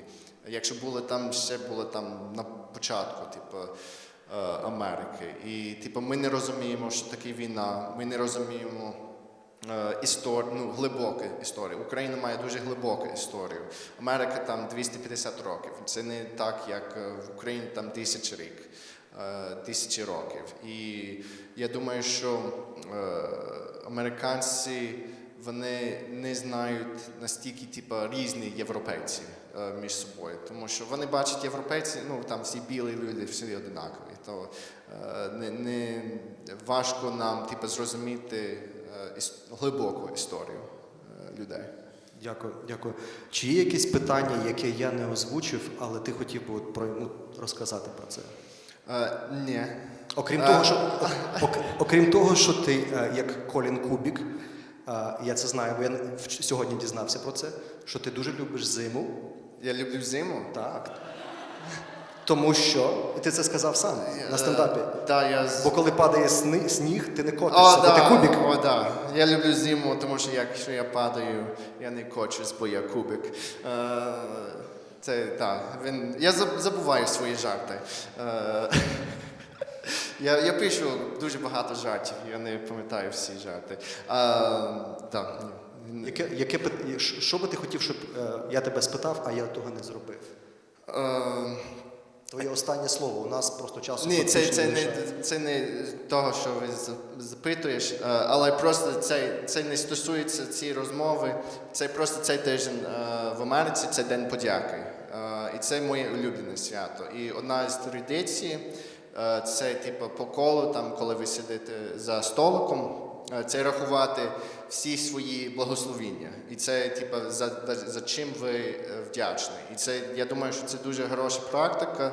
І це не стосується нашої розмови сьогодні, але під час війни це дуже важко іноді пам'ятати всі, за що ми вдячні. То я би порадив всім рахувати свої благословення, що маємо їжу на столику, маємо дах над головою, маємо одяг, бо це не всіх людей. Маємо українців, які захищають, в тому числі і вас. Так, однозначно. Я від свого імені і від імені своїх всіх друзів хотів би, я бачу питання, здається, є, так? Будь ласка. Colin, thank you for everything that you are doing. I understand that living in Chernivtsi region made you to study psychology and to become a comic. It's understandable. I'm also from Chernivtsi region. But these days in Thanksgiving, I would like to thank to all guys from Peace Corps who helped us to know English better, to study it at school, and to become a part of such a great community. So, thank you for everything that you are doing. You're welcome. Дуже дякую. Мені, як представнику Корпусу миру, дуже приємно це чути, хоча я тут в статусі інкогніто, бо мене не відпустили. Сказали, що Корпус миру дуже піклується про твоє здоров'я, тому ми не дозволяємо поїхати по роботі, тому я взяв відпустку. Але ти маєш що сказати, бо ми вже закінчуємо. Це мала бути таємниця. Бачиш, вже не є. Я хотів би, завершуючи нашу розмову, з тобою подякувати тобі, подякувати американському народові, подякувати всім своїм американським друзям, яких я бачу в аудиторії, за всю допомогу, яку Сполучені Штати надали Україні. Як би ми на це не скаржилися, як би ми не скаржилися, що її недостатньо, але без неї ми б тут не сиділи, я думаю. І тому я тобі вдячний за те, що ти тут, що ти в Україні, що ти приносиш нам розраду, втіху, жарти створюєш нові. І І за те, що залишаєшся другом України. І передавай батькам великі вітання і слова подяки від всіх нас. Дякую. Дуже тобі дякую. Колін Кубік. Дякую всім.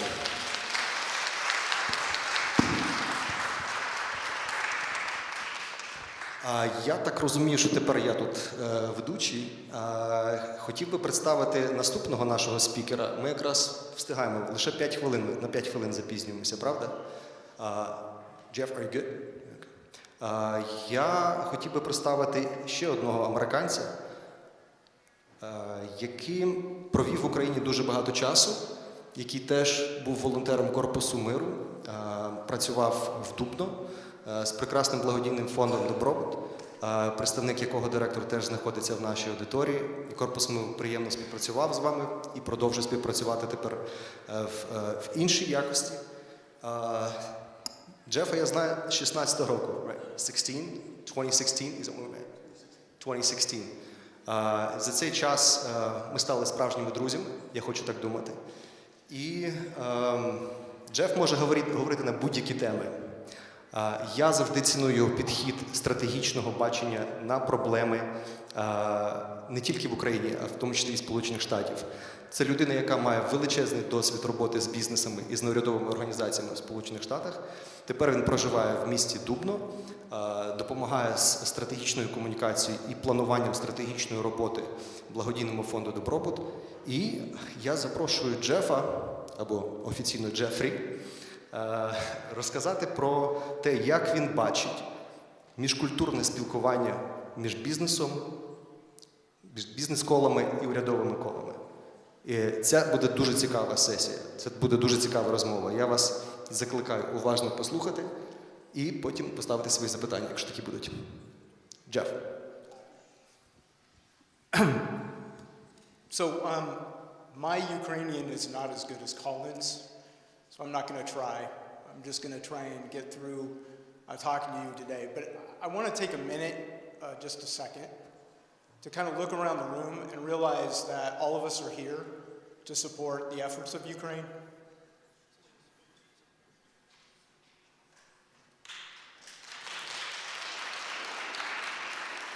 So wherever we come from and whatever we're doing, that's an important piece to remember.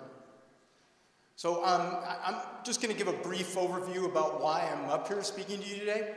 It's been a long time since I've been in front of a room with so many people of such a high caliber, though I love speaking to people in general about what I'm doing.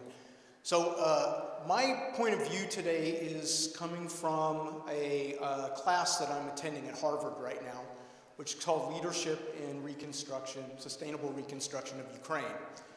It's a very fascinating course, and it's put together by Harvard, but it's attended by a group of about 60 Ukrainian members who represent all kinds of different aspects of Ukrainian civil society, reconstruction efforts, business, and governance. So I want to present some ideas about what I think is the best practices to make relationships work with American organizations. And I'm going to challenge you to kind of think about like the practicality. So some of you may be leaders, some of you may be managing like large institutions or organizations, and even for you, I think it's good to remember what it means to practice these principles and what your staff and the people on the ground have to go through. So that's my perspective today. And then I'll finally, you should never follow the comedian. You should never be the person speaking after, because I'm not going to be funny, but I am going to try and make this at least relevant. So why I'm up here also is because I've spent a lot of time working for government. 25 years I worked in environmental management. I'm currently working on a lot of grassroots initiatives. I'm trying to help with developing civic education for youth, particularly in Ukraine and in the United States, because I think that educating our youth is a primary fact that we need to address. You know, if we don't understand our system, when we fight for it and win it, it's not going to be worth a lot. And that's something that's happening in the U.S. too.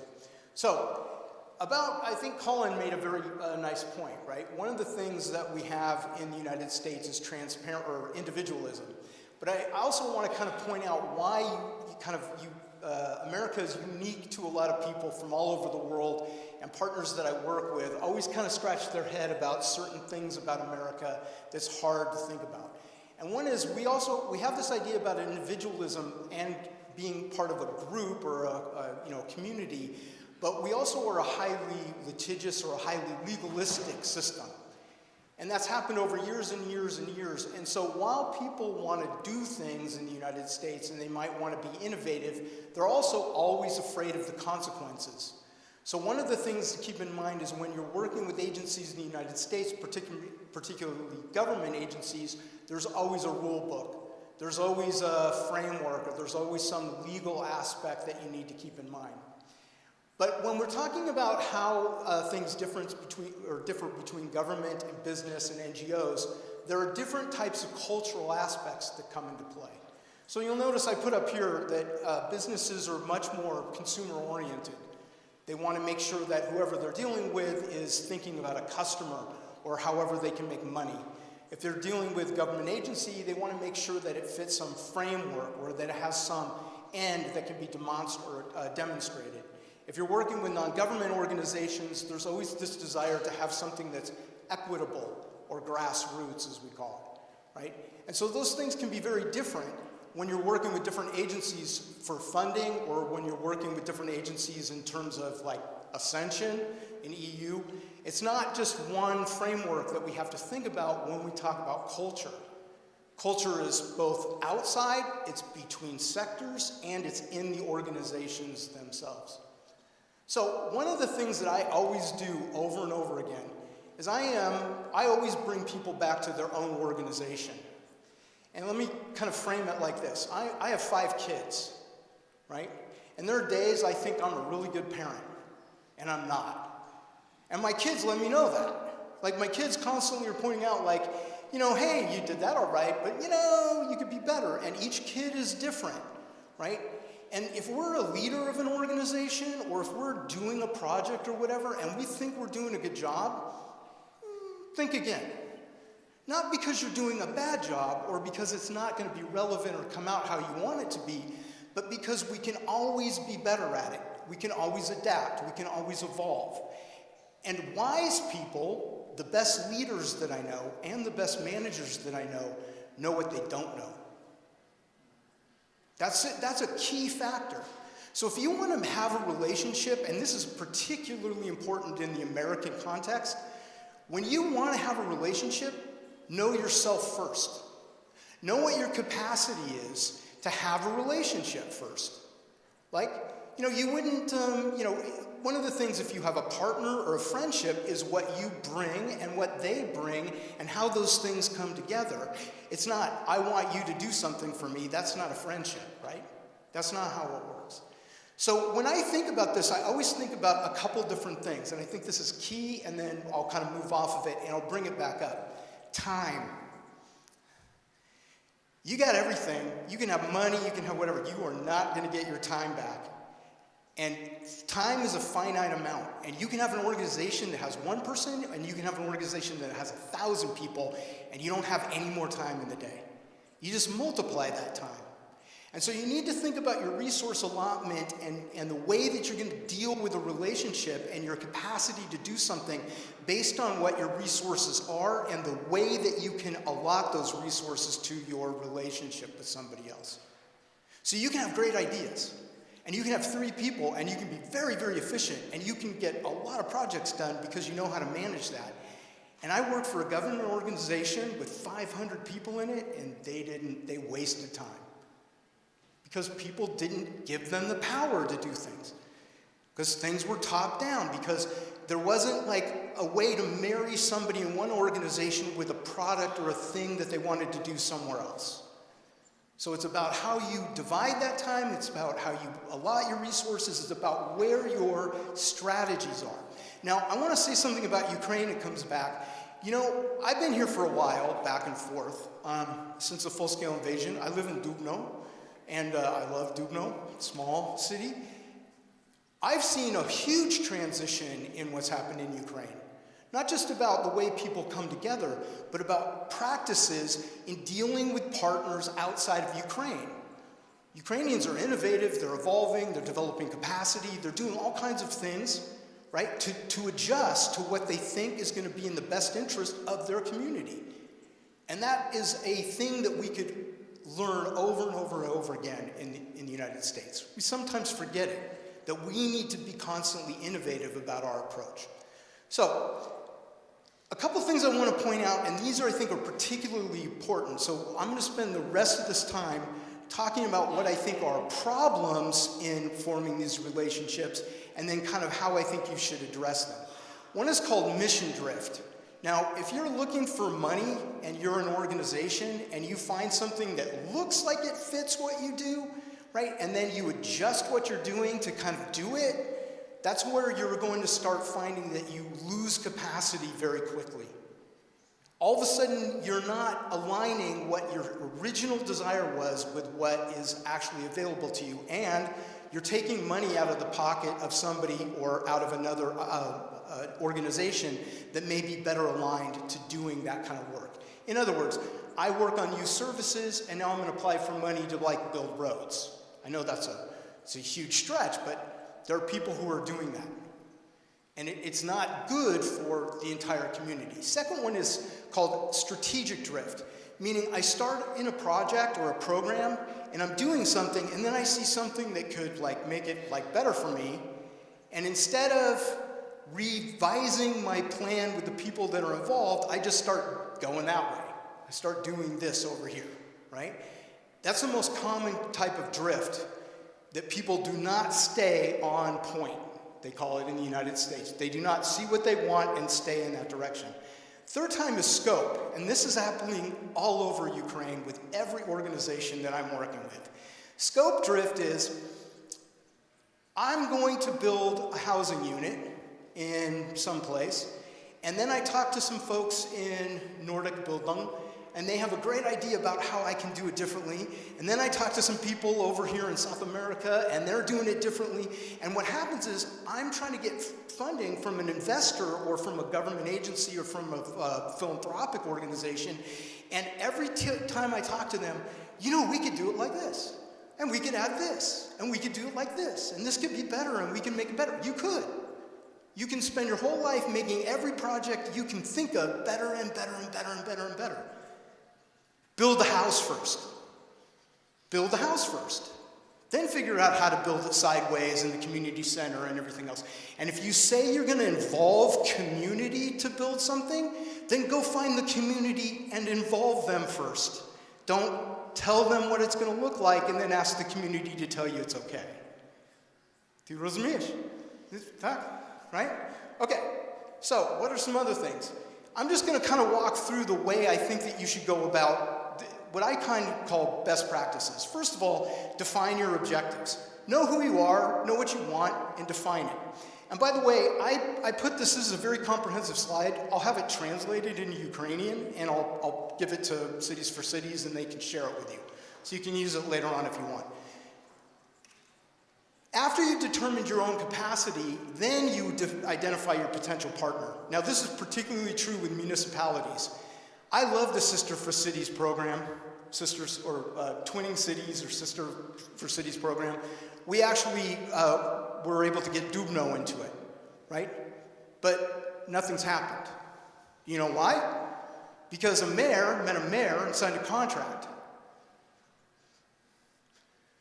We didn't have a strategic plan for that. Now, we're developing a strategic, so it's a good starting point, so don't not do it.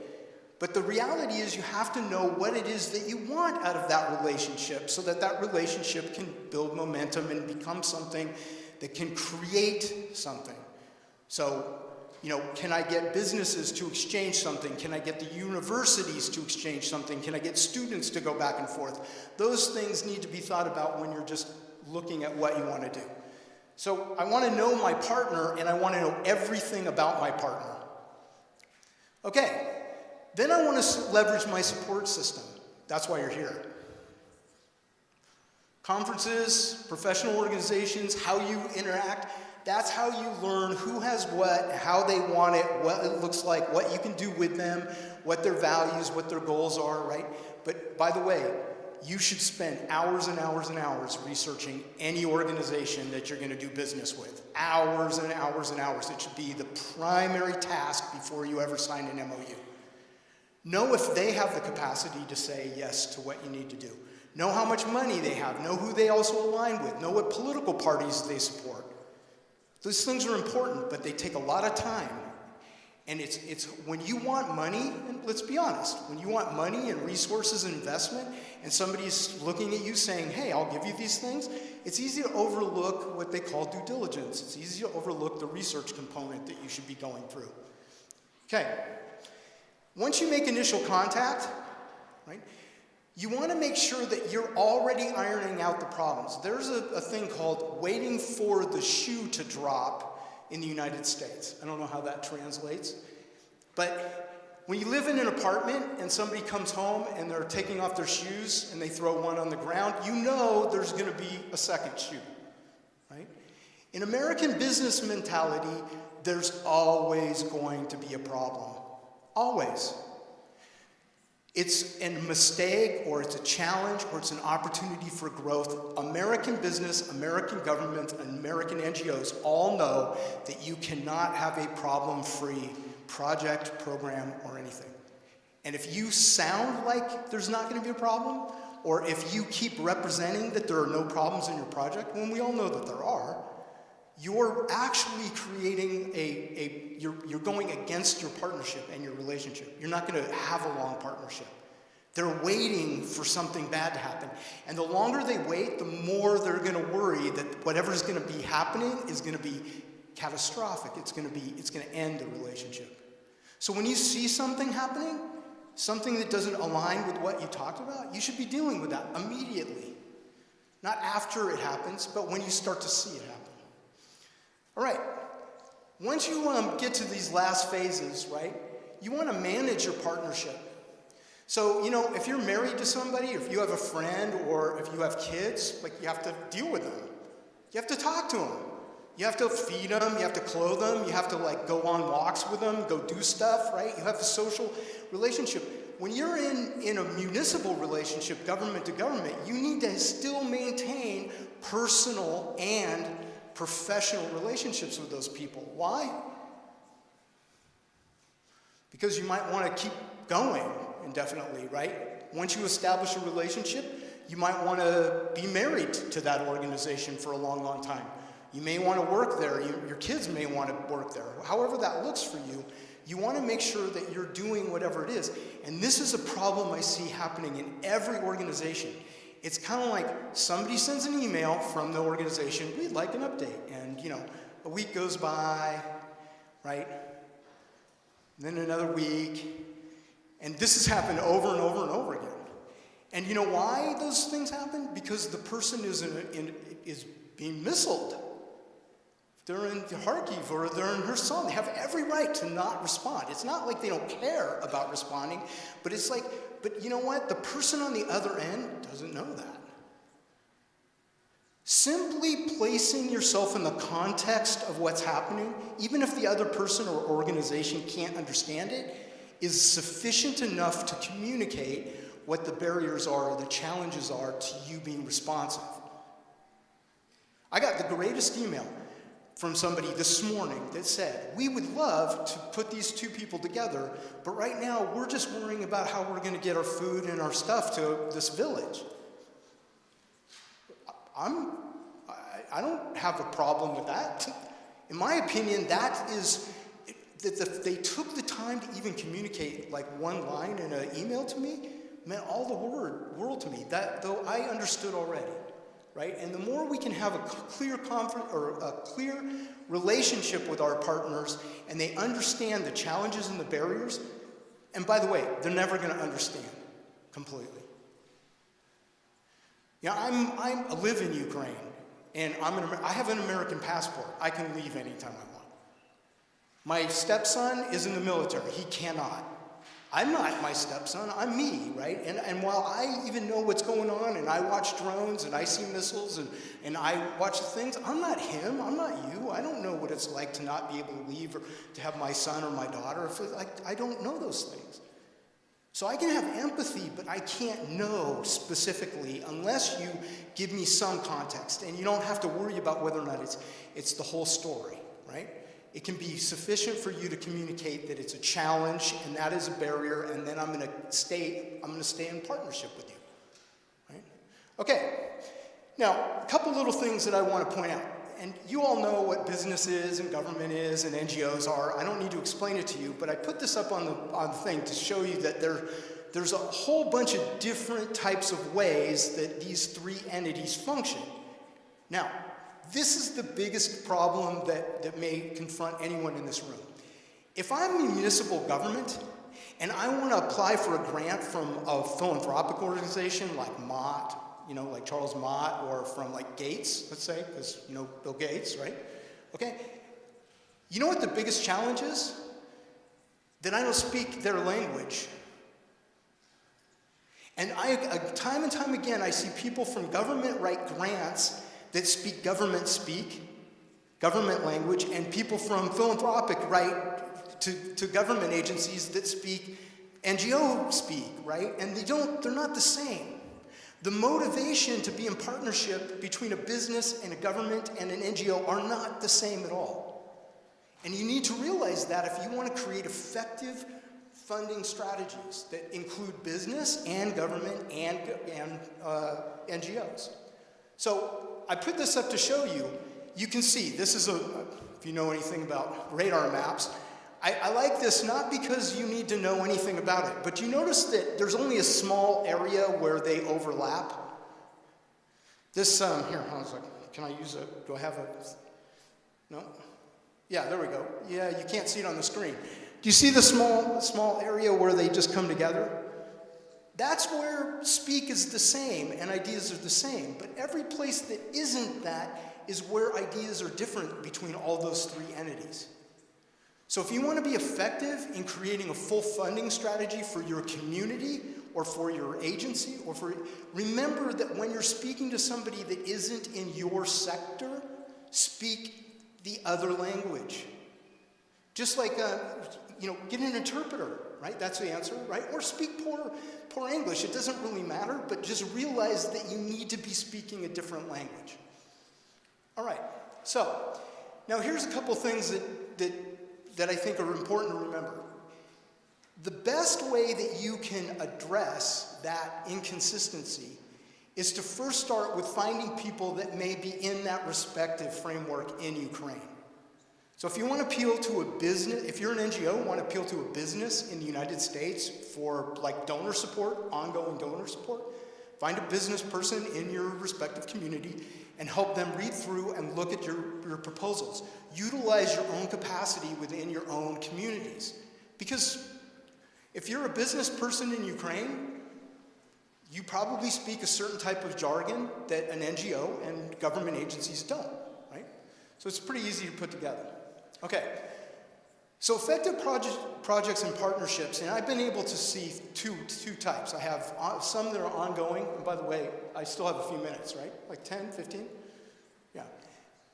The ones that have been effective and are bearing fruit all have these shared goals, and the ones that is part of this leadership course, all of the projects that group are engaged with have these four basic attributes. One, there's a shared vision between the partners. Now, it doesn't have to start with having the same vision. It means that when you are developing your partnership, like, you meet your spouse or you meet somebody like a friend, right? And you don't know each other a lot, and you learn and you grow together, and you become you and them and you together, right? And so most effective partnerships are when you become together, so that you both own the vision, okay? Second, you have very clear roles and responsibilities. One of the things I love about people I know in Ukraine, clean on Saturday. Like, we get up on Saturday and we clean the whole house on Saturday. Even if the house is clean, we still clean it every Saturday, right? So I know on Saturday morning that I'm going to get up and clean. Like, I just know what it is. I don't have to think about it or worry about it. Like, it's not like I have to negotiate. It's very clear what it's going to be like. And then on Friday, there's a different routine, and we know what those are, right? And when we are going to change them, we negotiate the change, right? So again, the other one is open and transparent communication. So let me kind of give you, I'm going to talk about this a little bit more at the very end, but if I tell you I want a pair of shoes, all of you, all men, does he want black shoes, or what color shoes does he want, or are they big, what size? Like, you have it at framework, right? You know I need something, but it's just shoes. But if I tell you I want a blue pair of shoes, that's different, right? Because you know that that store has blue shoes and this one doesn't, because blue shoes aren't going to be around, whatever that is for us. And I know it's a simplified thing, but sometimes simple is the easiest way to approach something, but doing something simply is hard. It's difficult.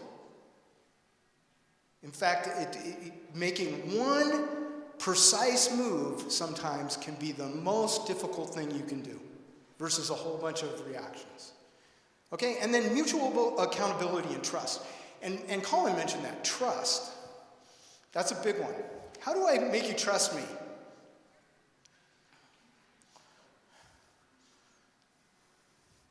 Good question, huh?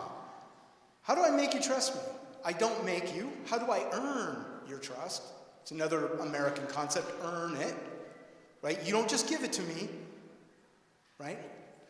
So what is it? I show up. I'm consistent. When I say something, I do it. So my actions align, right? Integrity, right? So trust is time. It's only built over time. Now, that doesn't mean you won't give me a certain to start with, right? Well, you know, McCullough says Jeff's trustworthy. Like, I can get other people to loan me trust. But in the end, it's all really about my actions aligning with what I say I'm going to do. And this is where agencies and organizations kind of fail miserably. The organization is made to provide this, and then the organization says, I can't provide that. And then you give a bunch of excuses, right? And what do people do? They lose trust in the organization. They lose trust in government. They lose trust in civil society. They lose trust in their education system. That's how we lose and erode trust, because it says something and it doesn't deliver, right? So these are the 4 basic principles I think show up in every project I've been able to be involved in that's successful, that goes from start to finish and delivers on whatever, and people give money for it. So those are the things that I'm sharing there. Marketplace, so these are just some thoughts I want to say. So you're in a highly competitive marketplace. And I hate to speak about it like that, but you know, grants and funding and everything else, while there's trillions of dollars globally, that doesn't mean there's trillions of dollars available to you. So if you are a youth civic organization that wants to do youth development, right? You have to realize that there are probably tens of thousands of people in that framework who are competing for money in that area, right? So knowing what your marketplace is can be a valuable way for you to, and this includes government, by the way. Governments think, oh, I'll just find another government actor and then government loans and the World Bank and everything. No, the World Bank is getting hundreds of thousands of applications, right? Like, I mean, there are people who are now spending money and money and money on hiring lawyers to help them write for World Bank funding. So, you know, if you're going to compete, understand that you need to win against other people, right? So if you don't belong if you don't belong in that market, get out of it. Because there are other people who should be in that market who are going to be able to get the funds and do maybe what you think you can do, but you're not going to be able to do it. And they're much better positioned to do it. Look for what is lacking in the marketplace if you're going to fill a spot, and then fill that spot. Or be very clear about what you're competing for and have the capacity to actually do something with it. Now, this is the other one that you have to realize. I don't know how much I could tell you. When 2 mayors meet, or 2 governors, or 2 presidents meet, do you know that they don't do the work?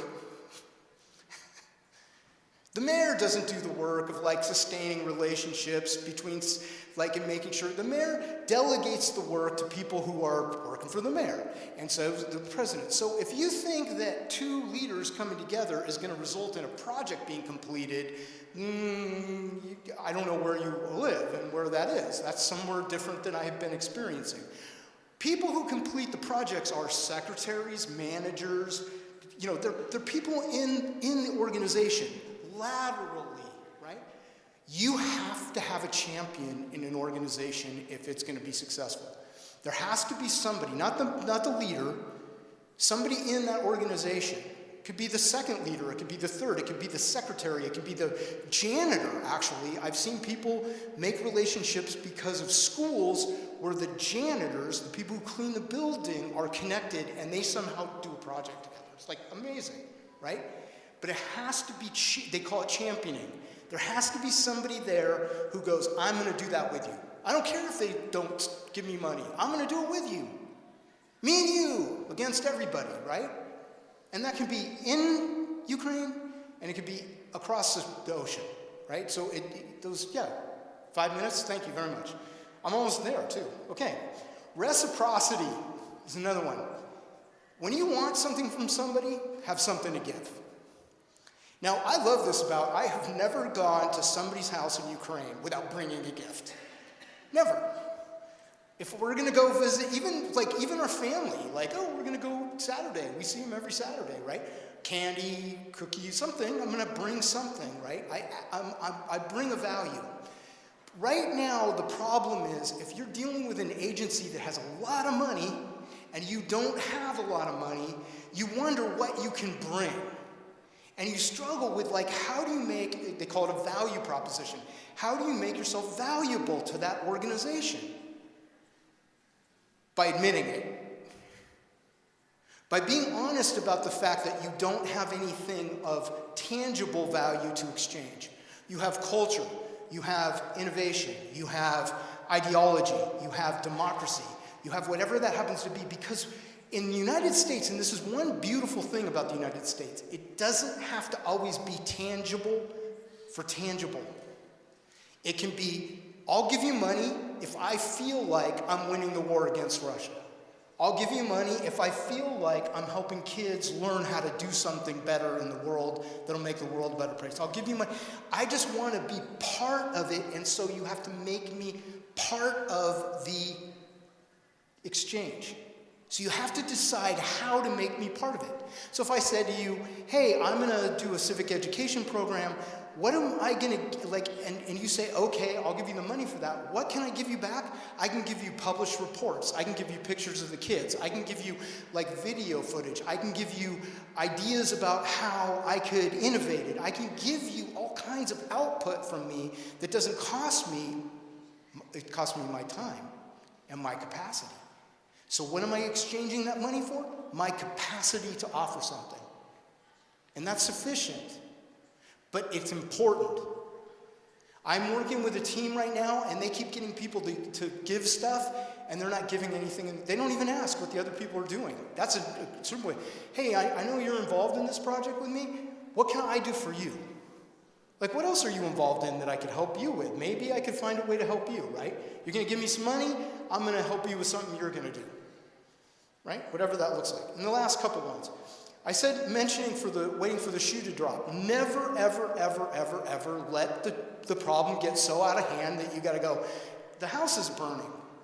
Put the fire out. Just a little. And know that your American partners will trust you more if you do that. Am I almost done? Yeah. They'll trust you more if you'll do that than they would if you wait until the end and it's something that's huge that has to be addressed. Okay, and I'm going to go, wait 1 sec. Whoa, see, I was almost done. Okay, that's it. Right on time, but yeah. One thing that I keep admiring about you, in addition to other things, is your presentation skills, your public speaking skills. Це правда?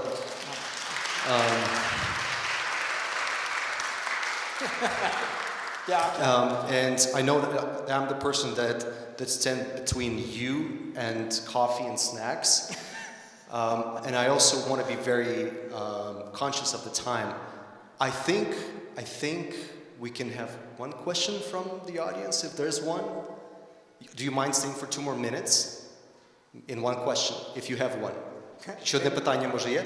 Я не хочу вас, якби ми вже якраз закінчили за розкладом, але якщо є якесь питання, ми можемо його зараз озвучити для Джефа. Або ви його спіймаєте за кавою там і зрозумієте, запитаєте якісь свої поставити питання. Добре? Okay, I told them to find you in the... Yeah. And you'll be here today and tomorrow, right? You can tell them that it's either a bad sign or a good sign if no one has a question. Yes. Like, I did a good job or Так. bad? Якщо питань немає, це означає або що він дуже добру лекцію провів, або дуже погану. Я вам дуже дякую. У нас залишається після кава-паузи ще 2 цікаві панелі.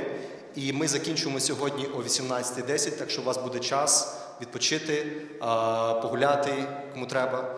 Побачимося за 20 хвилин. Дякую. Півгодини в нас є. 16:10 до 16:40. Відповідно, є півгодинки на каву. Ви дуже гарно вклалися в час. Ну, бачите, це тайм-менеджмент – це один з ключових моментів нашої співпраці з американцями і з європейськими партнерами. Слава Україні! Героям слава.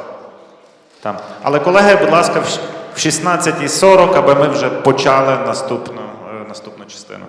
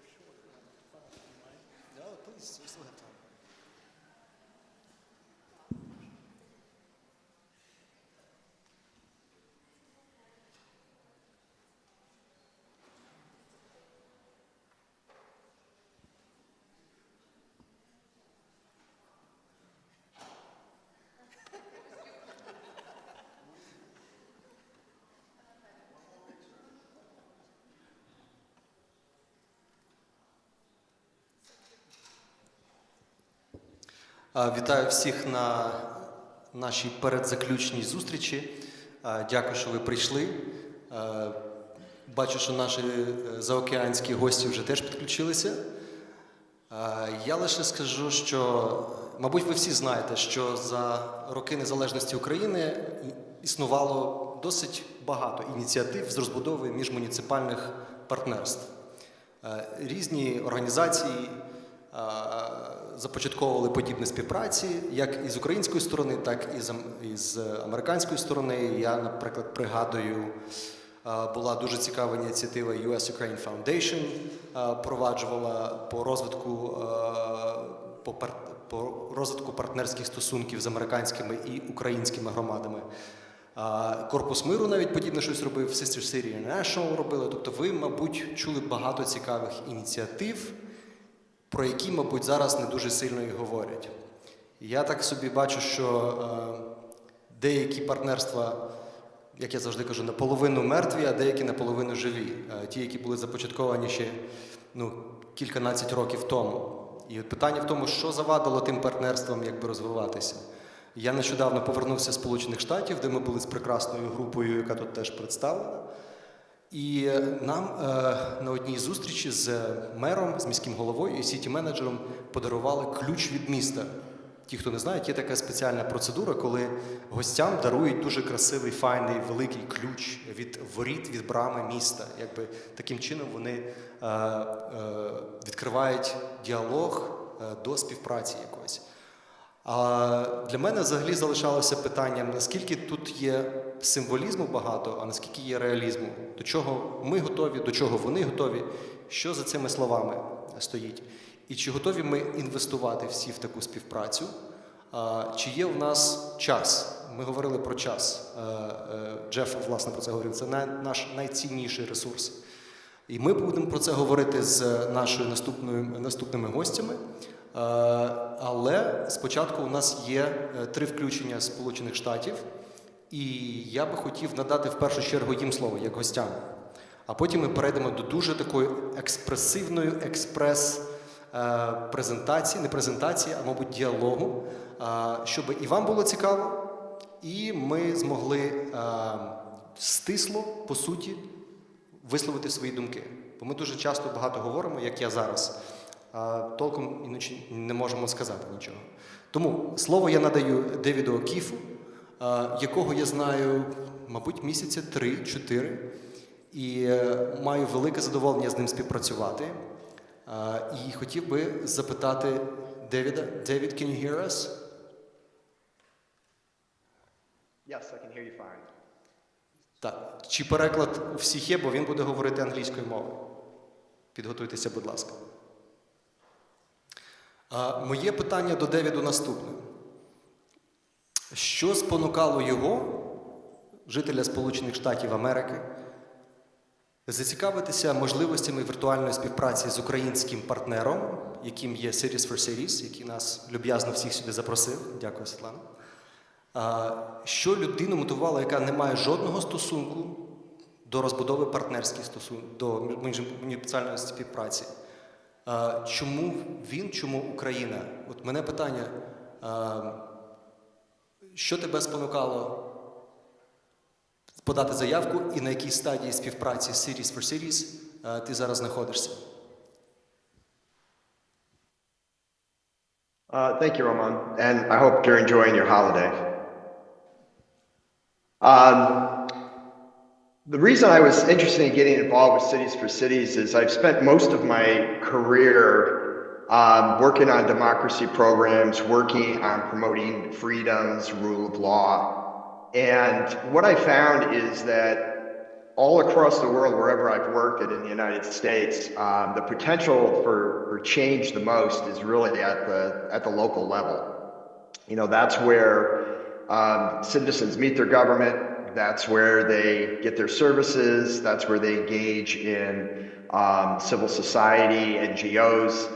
And so the mission of Cities for Cities was very attractive to me because that's exactly what they're promoting, trying to build that local capacity through partnerships in Europe and now in the United States.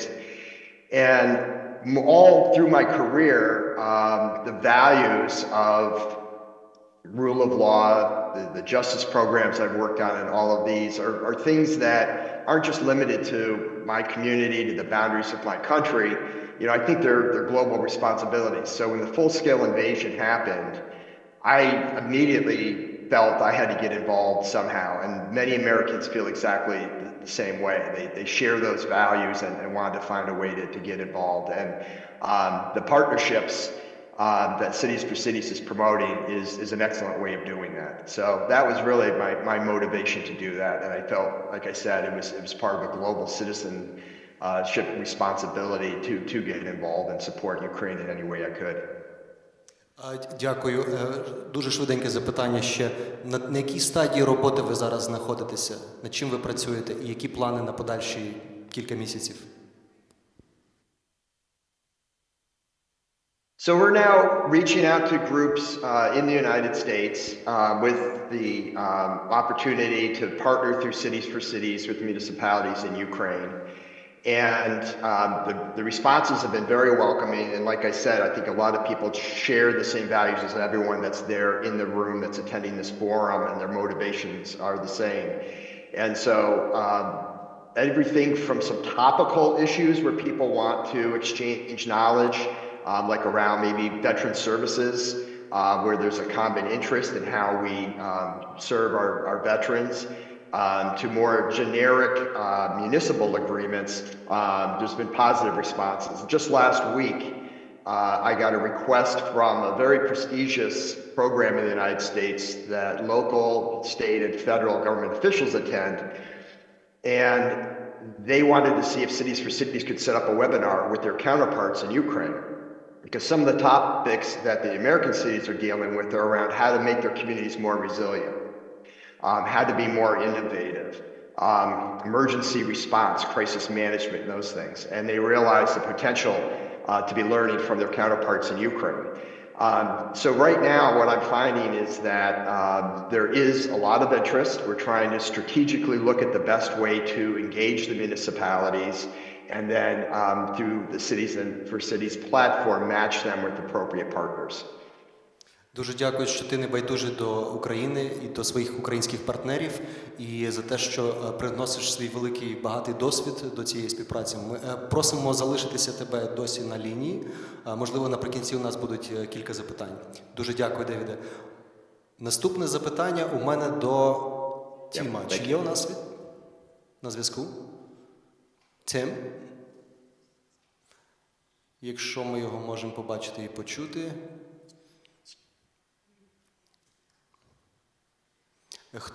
Я недавно дізнався, що Тім – це волонтер з Сполучених Штатів Америки, який допомагає місту Чернігів розбудувати міжмуніципальні зв'язки. Ви, сподіваюся, пані Наталю, розкажете більше про це теж. Але мені б хотілося поставити питання Тіму. Тім, ти нас чуєш чи ні? Yes, I can hear you great. Great. Що вас спонукало до того, щоб допомогти місту Чернігів розбудувати партнерські стосунки з американськими громадами? І таке запитання, з чого краще починати? З зв'язків між мерами чи, наприклад, з навчального закладу якогось?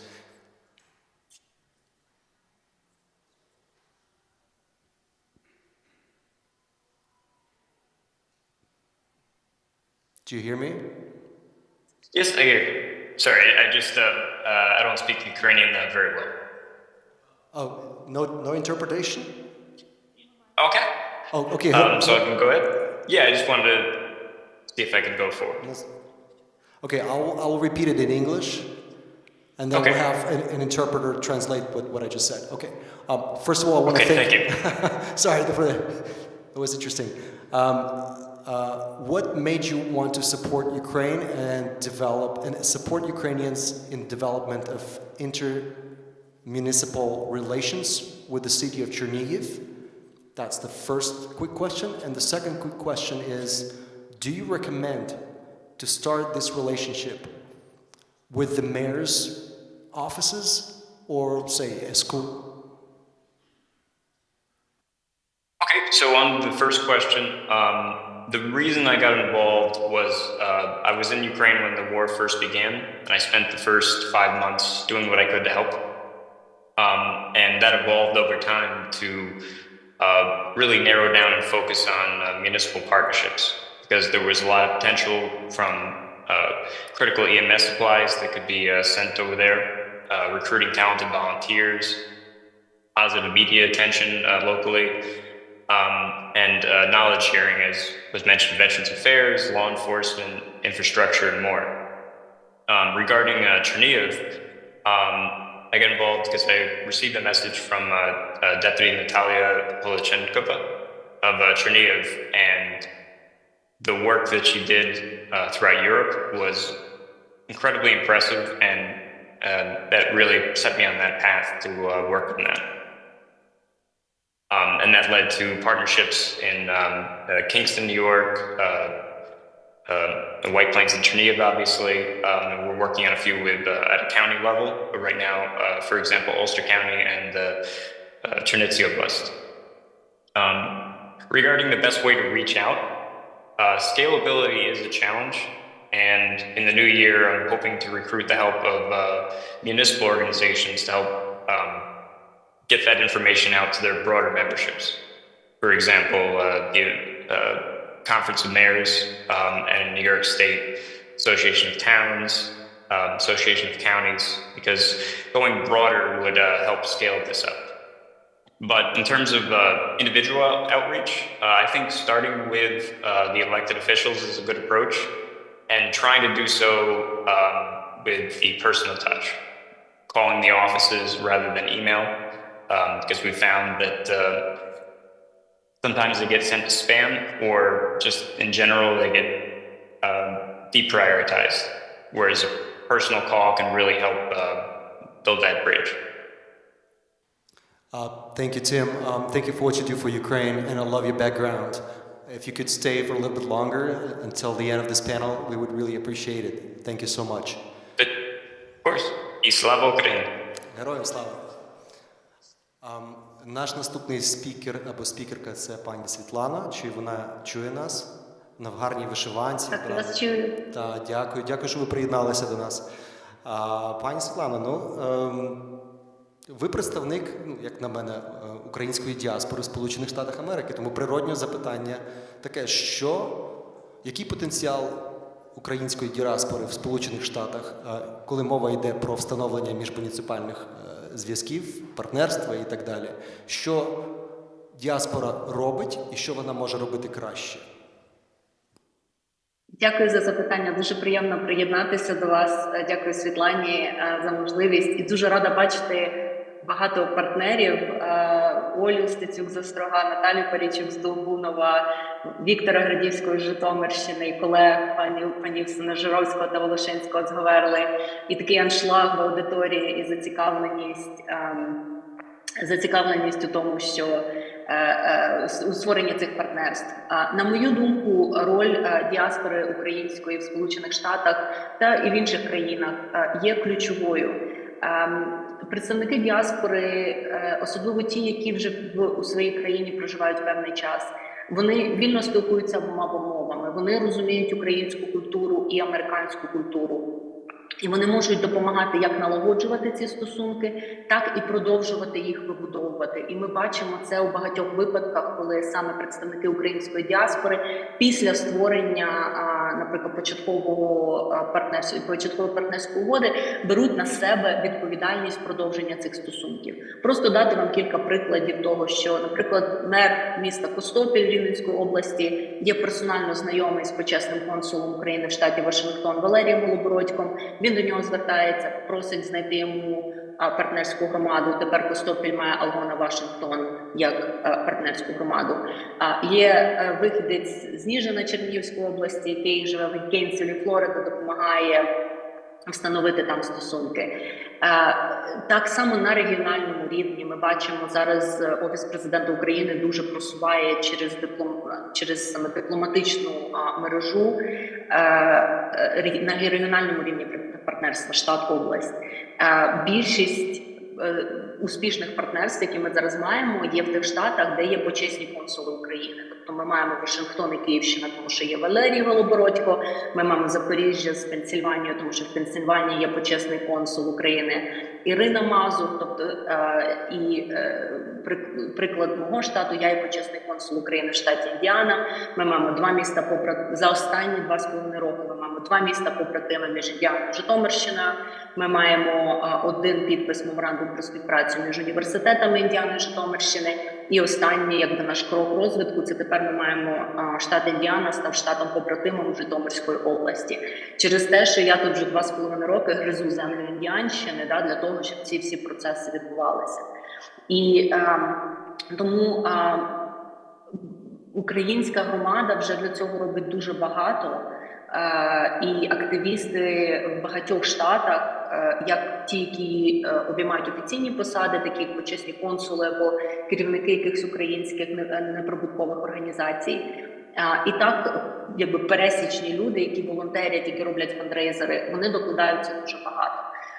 Щоб, якби останній елемент вашого питання, що би ми могли робити краще, це координуватися. Тому що у нас є ситуація про лебідя, рака і щуку, коли ми маємо багато різноманітних організацій, людей, які хочуть робити цю роботу, які хочуть просувати її вперед. Цим займається і посольство, і консульства, і Cities for Cities, і програма Говерла. І тому наступним кроком і з участю діаспори ми повинні набагато краще координувати цей процес. Дякую.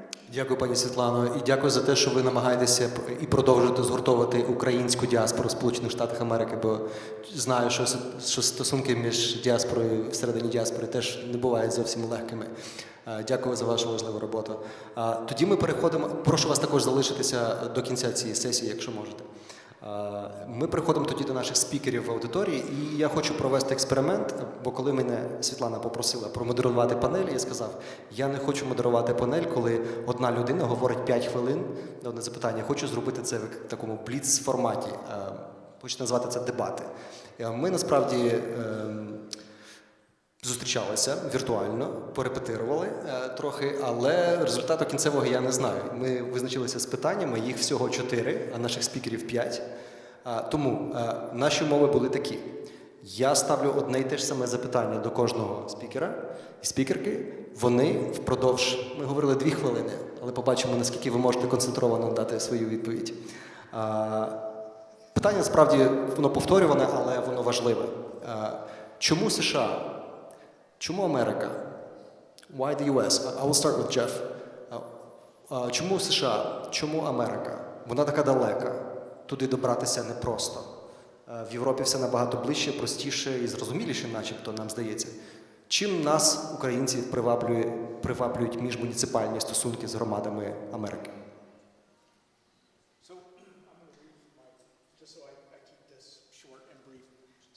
First, I think that I think that Ukrainian communities should pursue partnerships with the U.S. Due to the willingness. Oh, yeah. Okay. Thank you, Mr. Okay. Well, due to the willingness of the U.S. to actually want to support Ukraine, so that's a great place to start where somebody's already open and opening the door. I think that ultimately, despite the uncertainties with the political landscape and media sensationalism, that most Americans that I know actually support what's happening in Ukraine and Ukrainians fight for democracy. So I think this makes for a great partnership. I think the partnership can provide critical access to expertise in municipal governance, investment, education, and economic resilience. The U.S. also offers opportunities for innovation that's different than Ukraine. Collaboration that can bolster Ukrainians' post-war recovery, reconstruction, and help strengthen the democratic principles and enhance infrastructure development and the delivery of civil society services. Perfect timing. Дякую. Пане Вікторе, чому Америка? Я передусім хочу всіх привітати, хочу подякувати за можливість бути тут, на такому чудовому заході. І я сьогодні один представник органів виконавчої влади, є місцеве самоврядування представлено, а ми рухаємося вже так трошки в тому самому ж фарватері, але може так з іншої площини. І за ту співпрацю, яку є у нас, я в першу чергу хочу подякувати пані Світлані Раймер, тому що якби не вона, то відверто ми сьогодні маємо дві угоди між містом Коростень і Любаром. Працюємо ще над двома угодами, і завдяки теж пані Світлані і штату Індіана ми відвідали штат Індіана і мали можливість побачити і поспілкуватись безпосередньо з муніципалітетами, з представниками бізнесу, з представниками вищих навчальних закладів, і багато чого стає зрозуміло. Якщо бути дуже коротко, чому США? Для мене США – це приклад країни, яка постійно працює над собою. Незважаючи на те, що США досягла високого рівня економічного розвитку, соціального захисту, міжнародного лідерства, але вони не зупиняються, вони працюють далі, далі, далі. І штат Індіана – це дуже такий яскравий приклад. Вони подарували, губернатор штату Індіана, Пол Холком, подарував нашому губернатору ручку, на якій написано «Штат, який працює». І от це можна сказати про кожного американця. От вони дійсно працюють постійно і працюють в тому числі над собою. І це дуже гарний приклад, це гарний досвід, який нам потрібно теж взяти для себе.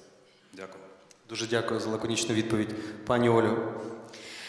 Я теж вітаю всіх, дякую дуже Світлані за те, що запросили мене особисто представляти місто Острог Рівненської області на такому гарному форумі. Я, користуючись нагодою, хочу сказати, що такою величезною спільнотою людей, які є тут, хочу сказати два слова про місто Острог, це є молодіжна столиця України.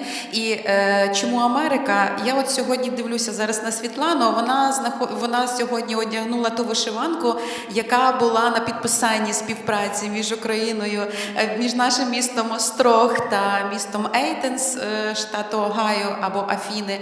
І насправді це відбувається дуже часто, така співпраця через те, що ось є ось такі контакти, ось такі особливі, особисті контакти людей, які в подальшому і продовжують такі прекрасні можливості. Вона ж приїжджала до нас в місто Острог і дарувала нам ключ від американського міста, так, і ми тепер маємо можливість відкрито співпрацювати. Дякую, Світлано, теж за це. Чому Америка? Дивіться, я пам'ятаю дуже себе в дитинстві, ми говорили, що це Америка, це якась там американська мрія. Да? В Америці дуже добре, Америка – це щось дуже особливе, і Америка насправді це країна, яка об'єднує в собі дуже велику кількість культур. Це про ось ту взаємодію, коли американці вміють між собою взаємодіяти, це про особливі партнерські відносини, які нам потрібно ще вчитися і вчитися. Це про особливу далеку мрію, про стратегування, про те, як потрібно покроково дійсно йти до того, що ти дійсно хочеш. Знаєте, часом кажуть, що не потрібно бути великими, щоб почати. Потрібно просто почати, щоб стати великими. То я думаю, що в Україні є така можливість стати великою, маючи великих партнерів. Дякую. Американська мрія залишається. Так, пані Наталю, ваша черга. Добрий день всім. Маю честь представляти славетне місто Герой Чернігів. І в першу чергу хотіла подякувати організаторам Cities for Cities і волонтеру Тіму Дістелю. Сьогодні він виступав в нашій панельній дискусії за те, що допоміг встановити партнерство між містом Чернігів та White Plains. І сьогодні ми разом активно його розвиваємо. Говорячи про взагалі співпрацю з Сполученими Штатами Америки, я б хотіла зазначити, що, думаю, ніхто не буде сперечатися про важливу роль Сполучених Штатів як світового лідера за економічним потенціалом, науково-технічним прогресом у відбудові та відновленні громад. Особливо це важливо для таких громад, як місто Чернігів, яке було значно пошкоджено і зруйновано внаслідок російської агресії. Сьогодні основним пріоритетом є критична інфраструктура, теплопостачання. І, говорячи про співпрацю, американське партнерство, хочу подякувати нашому потужному партнеру USAID за підтримку нашого сфери теплопостачання. Це різноманітна технічна, гуманітарна підтримка. І що важливо, стратегічні рішення. В цьому плані дуже важлива експертна підтримка наших американських партнерів. Сьогодні місто Чернігів завершує розробку схеми теплопостачання до 2035 року за участі нашого партнера USAID. Також хочу зазначити про плідну співпрацю з Rotary Club Флорида, також завдячуючи координації і допомозі Тіма Дістеля. Ми разом розвиваємо потужний проєкт Чернігів Solar Project, який комплексний, має кілька складових. Це і науково-технічна розробка схеми потенціалу використання відновлюваної енергії для міста Чернігова. Це освітня складова навчання наших фахівців працювати з сонячною енергією, встановлювати і обслуговувати ці панелі. Це також складова співпраці між освітніми закладами. Тому, крім того, час вичерпано, хочу зазначити перспективні напрямки щодо ветеранської політики і євроінтеграції ветеранів, співпрацю між освітніми закладами. Тому дійсно дуже багато напрямків, над якими можемо співпрацювати. Дякую. Дякую, пані Наталя. Чого ви не бачите, так це таймер, який стоїть тут перед нами всіма, і на який всі дивляться постійно, щоб ми не перебрали час. Дуже вам дякую. Пане Ігоре, ви як представник агентства з міжнародного розвитку і проєкту Говерла, цікава дуже ваша думка. Чому Америка? Ну, очевидно, USAID. Якщо серйозно, то, звичайно, Говерла підтримала цілий ряд таких партнерств, 17 на сьогодні і ще кілька в роботі. І от остання поїздка була там місто Тростянець, в Чаттануга, Теннессі. Ми всі думаємо, що Америка – це такий блищащий хмарочос з блискучим склом, такий чорний граніт і все таке. Насправді Америка – це така сама країна, яка переживає труднощі. От, наприклад, це місто Чаттануга, колишній індустріальний центр, така важка промисловість, яка, зрозуміло, вже потребує повного знесення і повної заміни на сучасні галузі промисловості.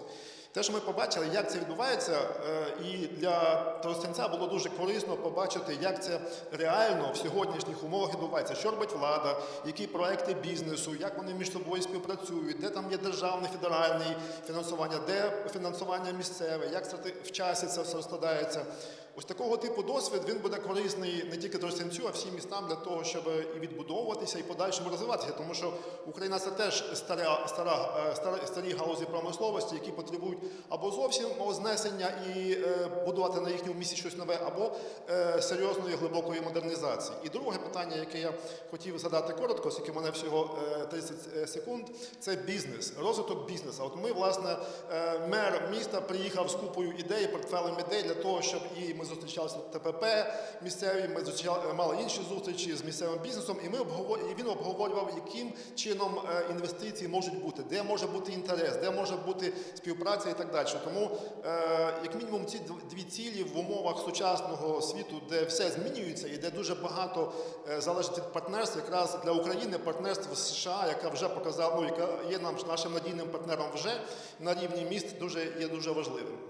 Ви дуже цікаво розкрили це питання, дуже вам дякую. І вперше чую, як так швидко може говорити людина, і лаконічно в тому числі. Хоча ми тільки що познайомилися. Так? Я хотів би повернути зараз питання трошки в інакшу сторону. Чому Україна, чому американці мусять бути зацікавлені в співпраці з нами? Ми країна в війні, у нас багато своїх проблем, у нас брак людських ресурсів, брак часу і так далі. Чому Україна? Why Ukraine? Sorry. There's a lot of reasons that I could talk about, but I think for this forum, civil society organizations, I think, represent something that America needs to understand in a way that it doesn't.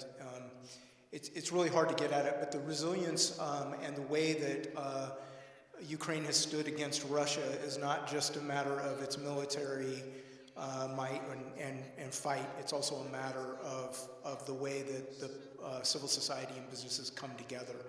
And we feature a weekly speaking series just to explore that issue. And the stories and the way that I watch organizations adapt and kind of flex so that they can meet the needs of their local communities is like nothing I've ever seen. And I've volunteered in lots and lots of organizations in the United States, and they're very effective, but they're organizations, they have a hierarchy or they have a system. And I'm watching things happen here that are just absolutely amazing. Just amazing in the way that people are showing up for one another, from people rebuilding houses for their neighbors, to people organizing around how to take care of animals, to people providing health care services for veterans.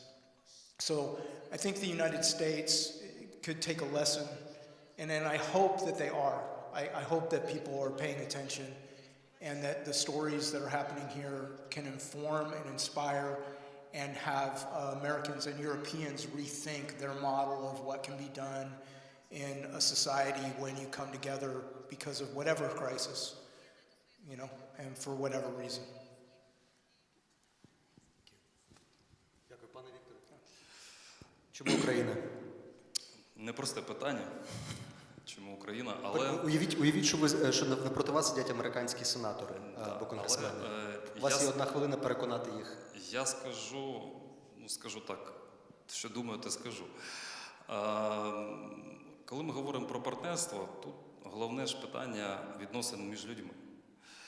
І люди можуть бути різні, з усіма своїми особливостями, але з одної сторони це питання близькості міжособистої, спільної цінності, демократія, яка у нас була раніше, ніж у всіх,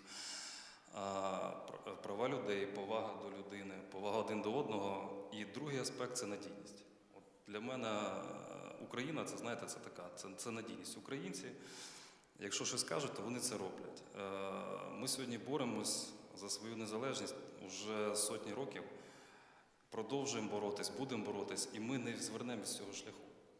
Мені здається, що в всьому світі зрозуміло, що це така особливість українців, що ми не змінимося. От ми йдемо в конкретному напрямі. І, як на мене, Україна – це надійний партнер, з яким можна мати справу і рухатись далі по цьому житті. Дякую. Дякую. Пані Ольго. Чому Україна? Ви знаєте, окрім того, що ми дійсно та країна, яка показує приклад стійкості, надійності і особливої характерності та хоробрості, як українських жінок, так і чоловіків, а ще й Україна – це країна, яка знаходиться зараз в тому періоді, коли, що стосується бізнесу, історію, згадки про історію, культурної спадщини, це країна, яка історично знаходиться в тому періоді, коли Америка була так багато десятків років назад. І це про те, щоб американські міста теж могли згадати, як в них це було, і звернути увагу на те, що відбувається зараз у нас. Згадати себе і, можливо, звернути увагу на, так як Америка, це ж країна, яка глобально несе ось це почуття глобальної відповідальності у світі, як великого лідера, то звернути увагу на ось таку рівність між нами. Так? І окрім того, що в нас є дуже багато ресурсів в співпраці з бізнесом, у нас є дуже багато хороших, класних, креативних молодих людей, розумних, які можуть так само співпрацювати з американським бізнесом і на рівних там він-він вигравати ті чи інші проекти. Чому Україна? Тому що таких країн, як ми, будучи практично центром Європи, і ми не винні в тому, що ми що почалася війна, ми не винні в тому, що ми знаходимося на цій території, але світові лідери мають звернути увагу на тих людей, які мають ще неймовірну історію, неймовірну культурну спадщину, неймовірно крутих, хоробрих людей, які готові, незважаючи ні на що, боронити свою землю. Я думаю, що тому і Україна, тому що ми унікальні, особливі, і таких країн більше просто немає. Дякую. І до ресурсів ми повернемося за кілька хвилин. Пані Наталію, яка ваша думка? Так, дійсно, сьогодні, коли Україна демонструє безпрецедентний рівень стійкості, незламності, ми сьогодні завдячуємо всьому американському народу за солідарність та підтримку. Сьогодні дуже важливо нашим мешканцям, крім технічної гуманітарної допомоги, відчувати цей сигнал, що ми не одні в цьому світові. І моя думка така, що під час війни Україна активно відбудовується. Ми всі слідкуємо принципам «build back better», відбудуватися краще, ніж було. Ми втілюємо інноваційні проекти, ми стаємо краще, незважаючи на всі випробування з кожним днем. Що можливо бути цікавим, наш приклад стійкості, незламності, наші методи, шляхи виживання під час кризисних ситуацій, боротьби і об'єднання цивільного громадського населення, боротьби проти ворога. Я думаю, що такі приклади, вони також надихають наших американських партнерів. На прикладі Чернігова, міста Чернігова, коли ми ділилися з нашим новим партнером, містом White Plains, своєю історією, своїм experience, своїм досвідом, як місто Чернігов виживало місяць без води, газу, електроенергії в оточенні ворога, то це дійсно приклад, який ми можемо презентувати на світовому рівні і теж ділитися таким досвідом. Це також дуже важливо. Ну і, звичайно, поки що сьогодні це такий підтримка і прояв солідарності. На майбутнє впевнена, що це може бути плідні торгові, економічні відносини. Дійсно, наш бізнес так само є прикладом стійкості. Незважаючи на всі випробування, відкриваються нові бізнеси, розширюються виробництва. Навіть на прикладі міста Чернігова, прикордонному місті, ми наразі розробляємо плани, дизайни нових проєктів. Да, дійсно, ми чекаємо перемоги, але ми вже готові презентувати сьогодні партнерам цікаві проєкти, і це дійсно дивує і надихає на подальші спільні проєкти разом. Дякую. Дуже дякую. Мені сподобалося про стійкість. Особливо я вважаю, що дійсно ми можемо поділитися цим унікальним досвідом не тільки з Сполученими Штатами, а з усім світом. Пане Ігоре. Ну, тяжко говорити останнім, коли вже все сказано, в принципі. Ви можете пропустити. Ні, жартую. Але я спробую. В 2016 році на одному заході я зустрівся, ну так, в перерві зустрівся з одним канадійцем. Виявилось, він полковник Генштабу Канади. Ну і, звичайно, я кажу, дякую вам за підтримку, вже це було 16-й рік, за допомогу. Він каже, так, стоп, спокійно, каже, ми насправді вчимося у вас.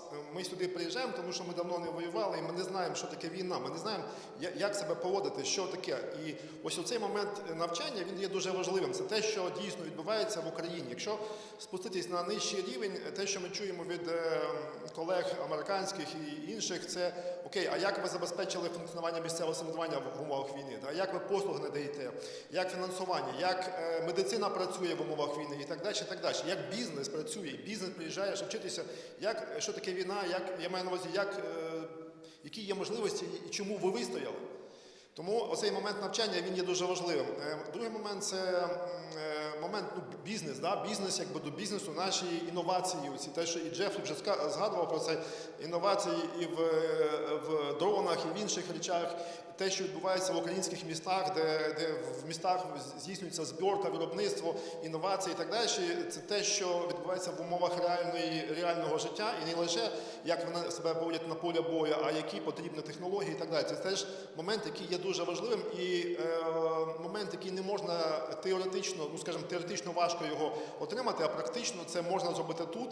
І це не просто, скажімо, не лише користь для американців, це так само започатковує певні контакти між українськими компаніями і американськими. І я вже час вичерпав. Останній момент – це доброта американська. Те, що знову ж таки спікери сьогодні казали, намагання допомогти. Церковні місії приїжджають, різні бізнеси приїжджають. Ну, ми знаємо про цю всю допомогу. І насправді це щире бажання допомогти українцям, що, власне, ну, чому Україна? Да? Тому що є бажання від душі допомогти. Дякую.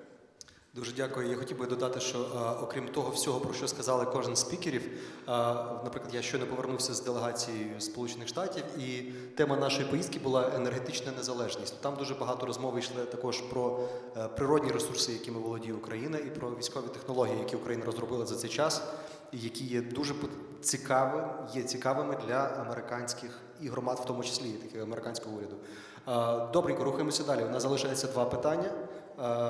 Говорячи про ресурси, зараз не про природні ресурси, які ресурси, на вашу думку, потрібно мати українським громадам коли вони хочуть започаткувати взаємодію з американськими громадами. Про які ресурси ми говоримо? І я тут також дивлюся на пана Ігоря, тому що він останній, мабуть, коли... Давайте з вас почнемо, да? Дуже дякую. Да. Ну, насправді ресурси потрібні. Це очевидно. Кажуть, відстань вбиває стосунки між людьми, логістика вбиває стосунки між країнами, містами, бізнесами. Тому ресурси потрібні, вони без них ніяк, але перше, ресурси вони є. Перше, це бізнес. Да? Бізнес має певні кошти, певні інтереси. Якщо голова громади, якщо якийсь центр інтелектуальний може допомогти налагодити стосунки, що потребують наш український бізнес, то це буде дуже добре, і це допоможе, і це буде ресурс, да? і забезпечить поїздки і мери, і іншого. Людський ресурс, досвід наших невеликих громад, з якими ми працюємо, показує, що вони створюють в себе проєктні відділи. Да? Це люди, які постійно займаються цими питаннями стосунків із Європейським Союзом, із Америкою тепер, і з іншими країнами. Тобто це якась концентрація людського ресурсу, без якого ніяк неможливо. Ось. І, як мінімум 2 цих пункти я хотів би назвати. Дуже дякую. Людський ресурс для нас є дуже цінним, особливо коли його бракує, особливо зараз в Україні. Пані Наталю. Я також хотіла розпочати відповідь на це питання з людського ресурсу. Насправді я б напевно зазначила, що немає ніякого іншого секрету, ніж комунікацію, нетворкінг. І, мабуть, той патріотизм до своєї громади, до своєї землі, що ти щиро від душі робиш свою справу, і коли ти чогось намагаєшся, ставиш собі ціль, то воно до тебе приходить. Ще раз, дуже яскравий приклад нашого знайомства з Тімом Дістелем, яке просто розвинулося в багато інших проєктів. Ми постійно на зв'язку, обмінюємося ідеями, різними думками, і це дуже сприяє втіленню різноманітних проєктів. Тому, насправді, ніякого секрету нема. Це комунікація і це намагання зробити для своєї громади якнайкраще. Це все. Дякую. Пані Олю. Я почну з того, що у 2022 році, коли почалося повномасштабне вторгнення, ми якраз перед тим відновили і наповнили англомовну версію нашої Вікіпедії і про наше місто, про громаду. У нас була розроблена стратегія розвитку, яку ми переклали на англійську мову, розроблювали інвестиційний паспорт, який ще не встигли перекласти англомовну версію, виставили це все на сайт, тобто ми публічно стали більш доступними в англомовній версії для іноземного простору, і в 2022 році ми отримали лист від мера міста Бофорт в Сполучених Штатів Америки про те, що мені подобається ваше містечко, ми хочемо з вами співпрацювати. Ми вийшли на онлайн-зв'язок, домовилися про співпрацю, і при тому всьому, що ми самі не очікували, що мер міста Бофорт запропонує таку акцію, що вони будуть виготовляти значки з українською символікою і продавати це для того, щоб благодійно залучити кошти для нашої громади.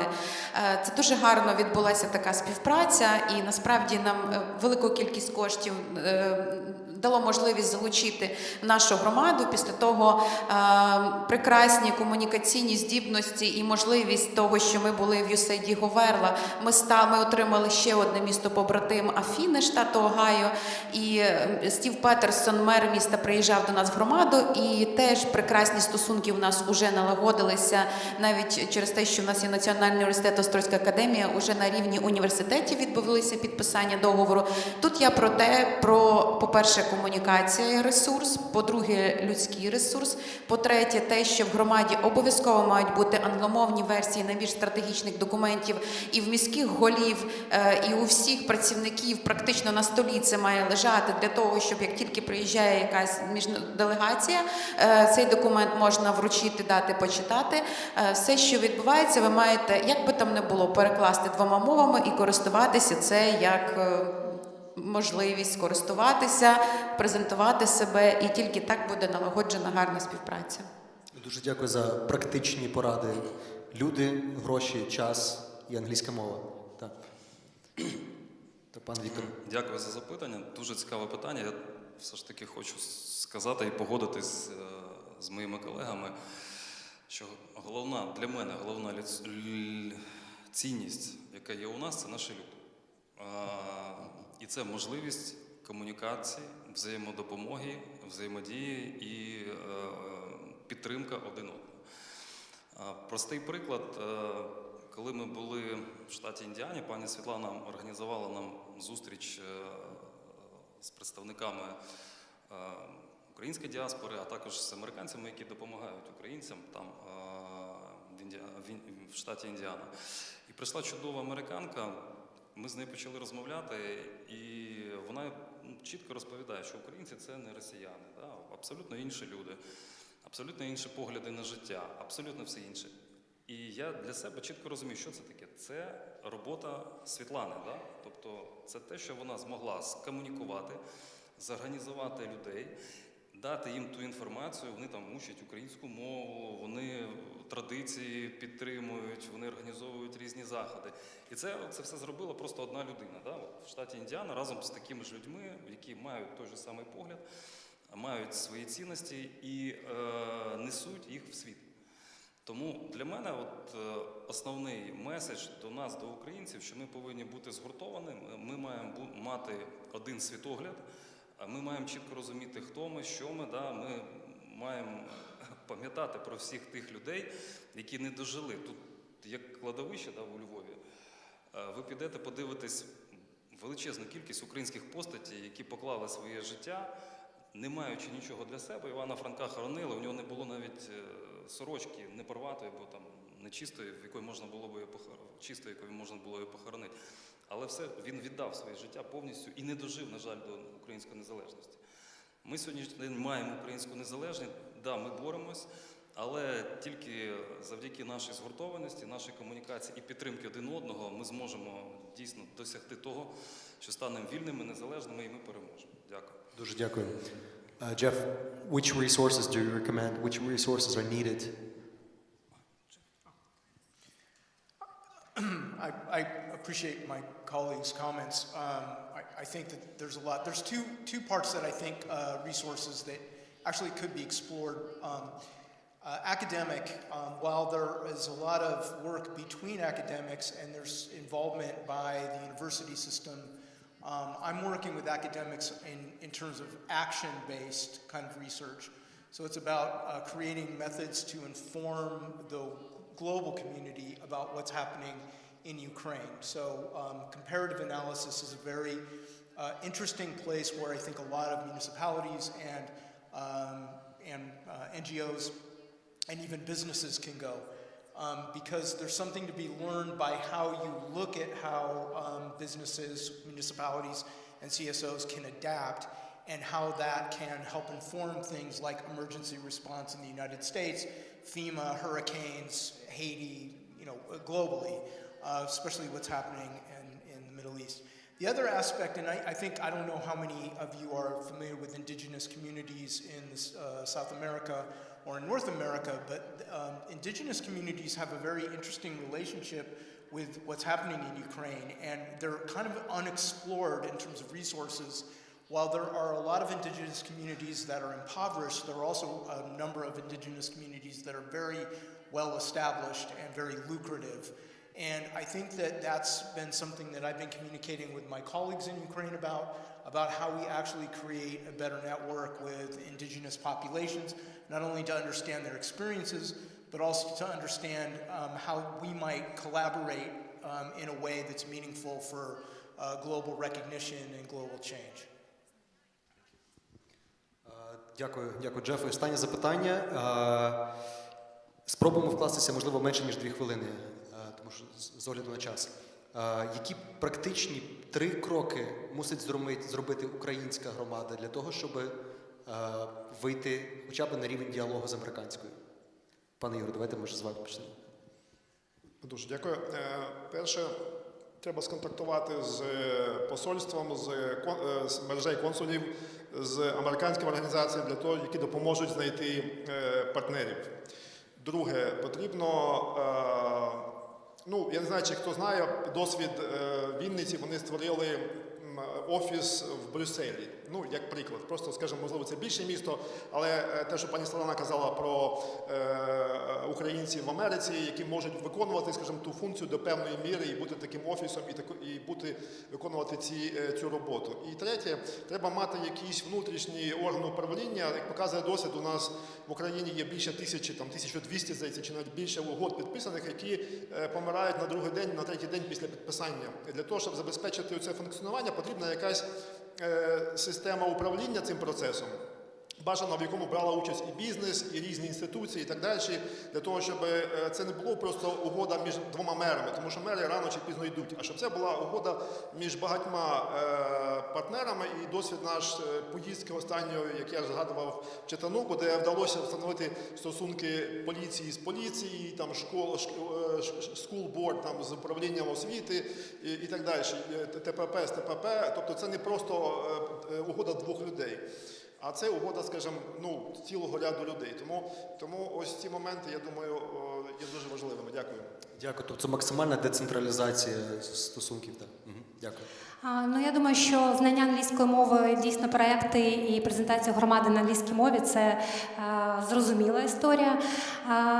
Я би, напевно, рекомендувала не чекати, що партнерство прийде само по собі, а проявляти ініціативу, бути готовим до того, що це довгострокове, це довго, мати таке терпіння, послідовність, дуже довго укладається партнерство. Я дуже згодна з такою тезою, що одна справа укласти партнерство, а потім розвивати.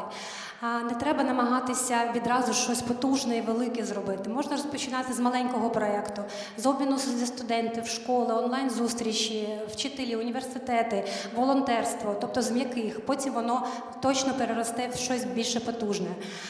І дуже важливо, як на мене, і міста, і державні установи, вони довго мають різні бюрократичні процедури, затягування і так далі. Можна розпочинати з волонтерських організацій, з громадських організацій. Вони дуже активні, вони щирі. І вже через них знаходити партнерство для підписання і співпраці. Тому такі прості поради, але вони з досвіду дуже дієві. Дякую. Дякую, пані Олю. Як я вже сказала, що, звісно, потрібно перекладати двома мовами всі стратегічні документи, і не тільки, які є у вас в громаді. Друге – це взагалі визначити особливу родзинку вашої громади, чим ви можете бути унікальними, дійсно, не просто 3 пріоритети розвитку, там людський капітал будемо розвивати, там інфраструктуру і там економіку, а щось таке особливе, яке немає ніде. Просто мати цю родзинку і презентувати її кругом. Якщо це культура, як туризм, то туризм. Третя порада – зрощувати молодь, навчати, використовувати ось цей потенціал молодих людей, їхні знання, можливості і навчати англійської мови, працевлаштовувати в органи місцевого самоврядування. От зараз прекрасна програма USAID говорила стажування молоді в органах місцевого самоврядування. Завдяки цій програмі ми працевлаштували 2 прекрасних студенток, які просто розвивають. Насправді, мені здається, за 3 місяці написали стільки проєктів, скільки не написали люди з інституційною пам'яті років там 5. Тому зрощувати молодь і ще контактувати максимально з такими людьми, як Світлана і всіма, хто проживає в Америці, українці в Америці, тому що це люди, які можуть безпосередньо, точково, відчуваючи те, що відбувається там і у нас, дуже якісно сформувати таку співпрацю, яка в подальшому може перерости в великі глобальні проекти. Дуже дякую. Пане Віктор? На мою думку, до того, що сказали мої колеги, варто б було б розуміти те, що при переговорах, при виході на переговори, при пошуку партнерів надзвичайно важливо мати стратегічне бачення, свою стратегію розвитку, розуміти, хто ви, що ви, яка ваша мета, який ваш план на майбутні 10, 15, 50 років. І другий такий теж важливий компонент – це важливо, як на мене, вміти чути. Вміти чути теж і свого партнера. Розуміти, що не тільки нам щось треба від когось, але й ми повинні теж давати. Давати точно так само своїм партнерам щось те, в чому в них є якась потреба. Дякую. Дуже важливе зауваження. Дякую. What's the question? The question is 3 practical steps. Okay, I was thinking through. 3 practical steps. I said it in my presentation. Know your capacity. Spend time knowing what you can and cannot do. The second practical step is find other people who can do what you can't better than you. Like, not just sufficient, but better than you. And the third, and I don't know why I want to say this here, but it just comes to mind, is one of my favorite sayings in the world is, I can't shine the whole world, but I can shine my corner of it. And I think that every day when I wake up, if I just try to make it a little better where I'm at, while I'm trying to do things on a larger scale, then something good will come of it. Or at least I'll die trying. So. Thank you, Jeff. And I think I would like to pose one final question to our online speakers for them to give their closing words, maybe up to a minute. Whatever you want to comment on, because I'm sure you've been listening to this conversation. How do you want to react to it? And we'll wrap it up. David, can you hear us? I can. Good conversation. I've taken a lot of notes, and I think this conversation could actually be put down and become a strategy in a lot of ways with all the recommendations. The trick now is to follow up and make that happen. And as Svetlana had mentioned earlier, it would be great if there was some more connections and coordination between all of these efforts, because I think we could get a much more success rate at the back end of that. But the networking is huge. For me, this has been very helpful because I feel like I've expanded my network here. And one bit of advice I would just say is, no does not mean no. No means find another approach, find another tactic, and keep going, because there are a lot of people that do want to partner. Everyone is busy. So if you get a no, that's just the first step. Find other ways to approach that organization or that person. Thank you. Thank you. Thank you. Tim, can you hear us? Yes. Do you have a comment? Yeah, just 2 quick points.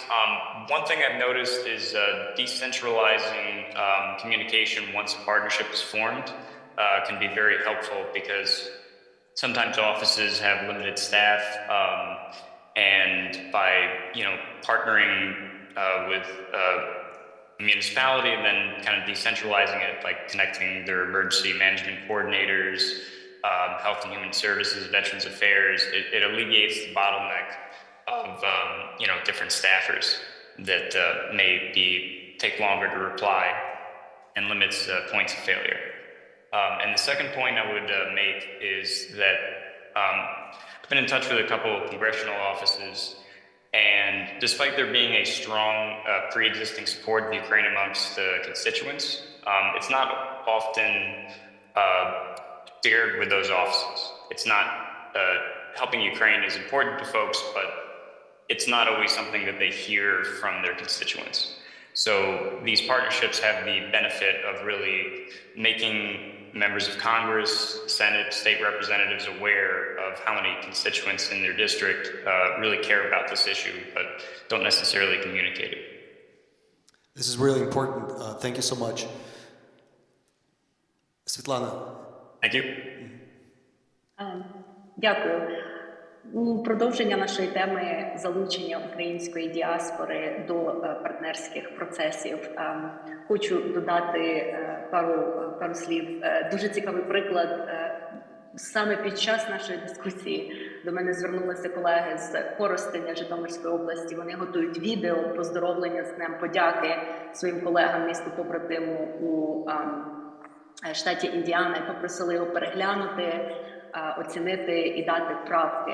Тобто, знову ж таки, елемент українців в Америці, які розуміють обидві мови, обидва контексти і можуть допомогти вам бути цією ланкою зв'язку між українськими громадами і американськими громадами. Також хочу додати до коментаря пана Градівського після візиту Житомирської делегації Діани ми працюємо не над 2, а над 4 додатковими містами-побратимами. Так що процеси в нас ідуть дуже-дуже активно. Тому моя вам заключна рекомендація – це залучати активних людей діаспори, тому що вони можуть дуже-дуже допомогти вам і бути дуже інструментальними у створенні цих зв'язків і продовженні цих зв'язків. Не всі українці за кордоном є дуже активні. Не всім українцям за кордоном болить Україна. Але тим, кому болить, ми тут будемо за Україну гризти землю. Дякую. Дуже дякую, Світлана. На цьому закінчується наша передостання панель. Я хочу подякувати нашим спікерам за лаконічність, за поради. Я думаю, що вони були корисними для вас. І бажаю всім вам успіху. Сподіваюся, що це було дійсно корисним. Дякую.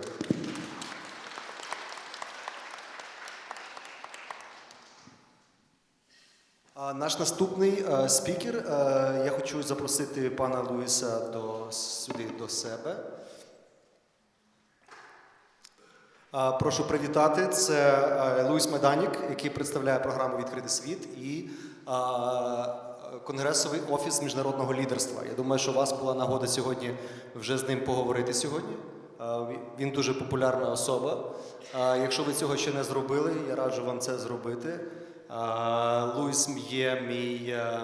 I'm going to be speaking English, okay. And there's a mic. Can you grab a mic here? З перекладом все у нас нормально? Ви чуєте? Так? Ті, хто потребує перекладу. Okay, so I think we have like maybe we can have 15-20 minutes for this if everybody's okay. I know we're running behind the schedule. And I want to thank Luz for being patient and sitting in the back and waiting for me to interview you. So Luz and I go back 2011. I think that's when I met you, when I accompanied and facilitated an open world delegation to Cleveland, Ohio. I think that was my first one. And that's how I got to know Luz. But Luz's exposure to Ukraine began much earlier. And I would like for Luz to tell about your experience with Ukraine and if you think it has matured over the years. Sure. Hi, everybody. My name is Louis Medanik, and I'm with the Congressional Office for International Leadership. We're a legislative branch agency. And even before I start, I want to thank you, Svetlana. This is a job you knocked out of the ballpark, and our friends at the Public Diplomacy Department who are here, and my staff with American Councils who run our program here in Ukraine. My life here in Ukraine started in about 1999 in October. I moved to Kharkiv, and I was somewhat instrumental in the forming of the Kharkiv-Cincinnati Sister City Partnership. I then lived in Ukraine 95 to 98 and did agriculture throughout Ukraine, many field days and many weddings in the villages. And then I also taught English in Vuhledar about a year before the horrible events. And I also taught English for a summer in Mukachevo. So my commitment to Ukraine is strong. My ancestors are from yes, exactly, are from Khmelnytsky. It was a very, very big difference. Are from Khmelnytsky, Shepativka. If you know Fiddler on the Roof, Shepativka is my Anatevka. And I also have roots from Vinnytsia and Kapaigorod and Khmelnytsky Podil. So I don't speak Ukrainian, I'm a Russian speaker. I was a student of the Cold War. I always wanted to understand my enemy, and I thought the language was a key to that. No я по-українська мова нема, но все розумію, тільки не розмовляю. I do think I learn more. The more and more sometimes you learn about Ukraine, the more and more you want to know more. But one thing I have learned and I've seen over the years and through this horrific aggression of Russia against Ukraine and this horrific war is, and that word keeps coming up more and more, was resiliency and the incredible strides that the Ukrainian people and the nation have made towards fighting corruption, towards planning for its future. You guys want to be European. You guys want to be Western. I put parentheses around the phrase. You just want to be normal. Just part of the normal world of people who understand one another, love one another, are kind to one another. Oh yeah, we're aggressive in business. We're aggressive in who's going to buy that house and whose house is bigger or smaller. And there's that competition that makes our societies so vibrant. But there's the underlying values that make us different from what I can call and I'll put that in quotes to evil. You know, it's good versus evil. It's as simple as that in a broader sense. Thank you, Louis. Yeah, thank you for staying faithful and committed to Ukraine all these years. It really means a lot to me personally, and it means a lot to people around the room, your friends who specifically came to see you, and I welcome you here. So when a few months ago, Svetlana, who pretends that she's not listening, Svetlana reached out to me asking, yeah, that's what, I thought so too, and all of a sudden I see it's like babble the name. When Svetlana reached out to me and said, hey, Roman, do you have any ideas on how we can expand, amplify our outreach to American communities and identify partners in America? You were the first person who came to mind. I was like, what? Duh. It's like Louis Medanik, the Open World Program, COIL, Congressional Office for International Leadership. And so this conversation between me and Svetlana took place only a few months ago. And last month, we saw the first group of Ukrainians who traveled to America, and I happened to be with one of them. That was fast. That was really, I like that. That's what I like about Americans. Very, very, to the point. We see action. We don't see talking. We see action. Can you tell about your role with the COIL, with Congressional Office for International Leadership? What do you do? Sure. We're a very unique exchange program, is that we're very grassroots. We emphasize homestays. We emphasize no big per diems, no hotel stays, nothing fancy. We're earthy crunchy. We're grassroots. You're going to live with the people that you share your professions with. But the people here today, I took notes of all the last panel. We've worked with Hoverlaw. We work with USAID. I would say we're a consolidator and a complementer. If you tell me you've got a really good project, and I'm going to follow up with Indiana because we work there a lot, and there's no reason. You tell me you got a good idea and a good way to further a partnership, and we'll put it on our calendar. We'll get it there, and we'll send a group of 5. Our basic component is 5 delegates and 1 facilitator, and it's just an honor, and it makes me have goosebumps. I have about, I think, 10 delegates or 10 alumni in the audience that have told me incredible experiences. I think I just met somebody the other day, actually at the Veterans Administration. He was on the Open World Program, and now he's rising up in the Veterans Administration here after serving, I think he said, 1.5 years of war, and he was captured for 2.5 months. And here he is sitting in the office of the Minister of Veterans Affairs in a high-ranking position and going for a PhD. And it really makes your life better and feels like and it's also a great honor that I have this opportunity. It's really a bunch of what our last panel said, taking the lessons from the people who've done it before, understanding the cultural differences.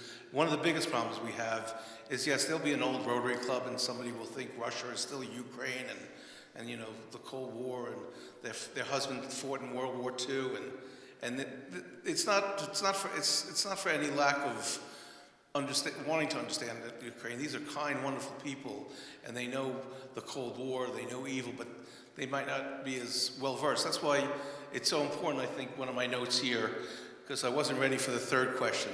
I was horribly underprepared, and one of the greatest results is the overarching spreading the word. We send people to all 50 states. We bring them to, we make sure that they're meeting with diaspora, but not only meeting diaspora, they're presenting at Rotary clubs. They're really getting to know the community. You guys, we call it citizen diplomats. You're diplomats for your country.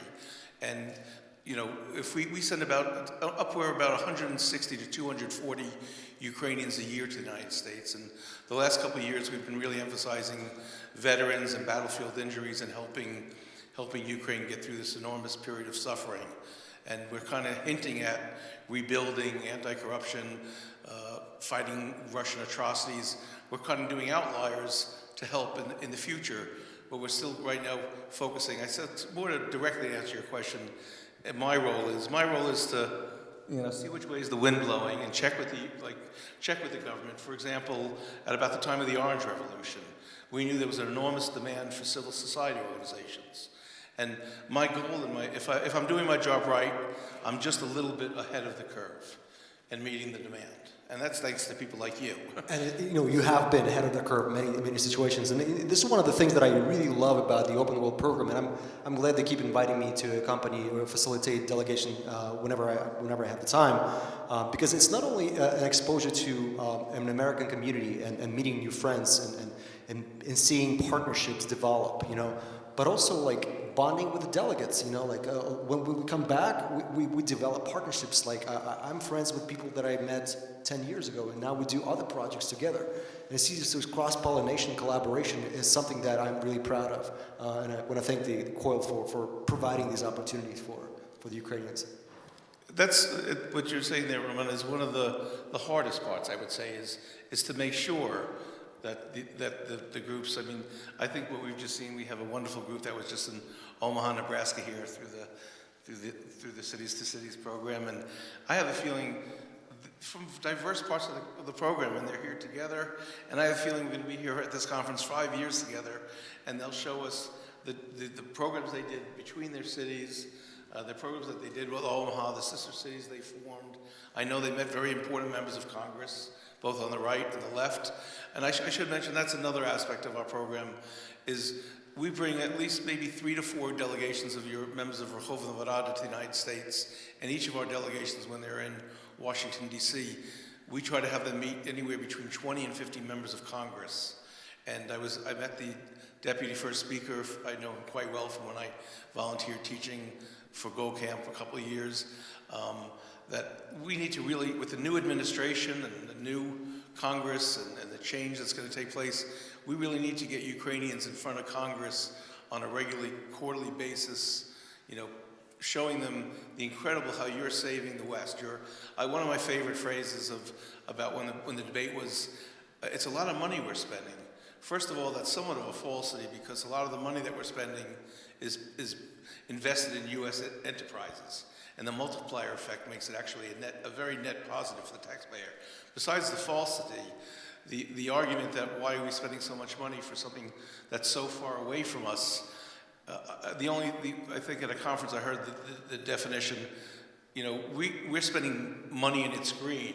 They're bleeding all over the country for us. Their children are dying, because of the atrocities that are being committed. Their children are being stolen. Where does that happen? Where in the world? And we're worried about money? We have $1 trillion deficit. We have $1 trillion defense industry, $1 trillion defense budget a year, and now's the time to use it.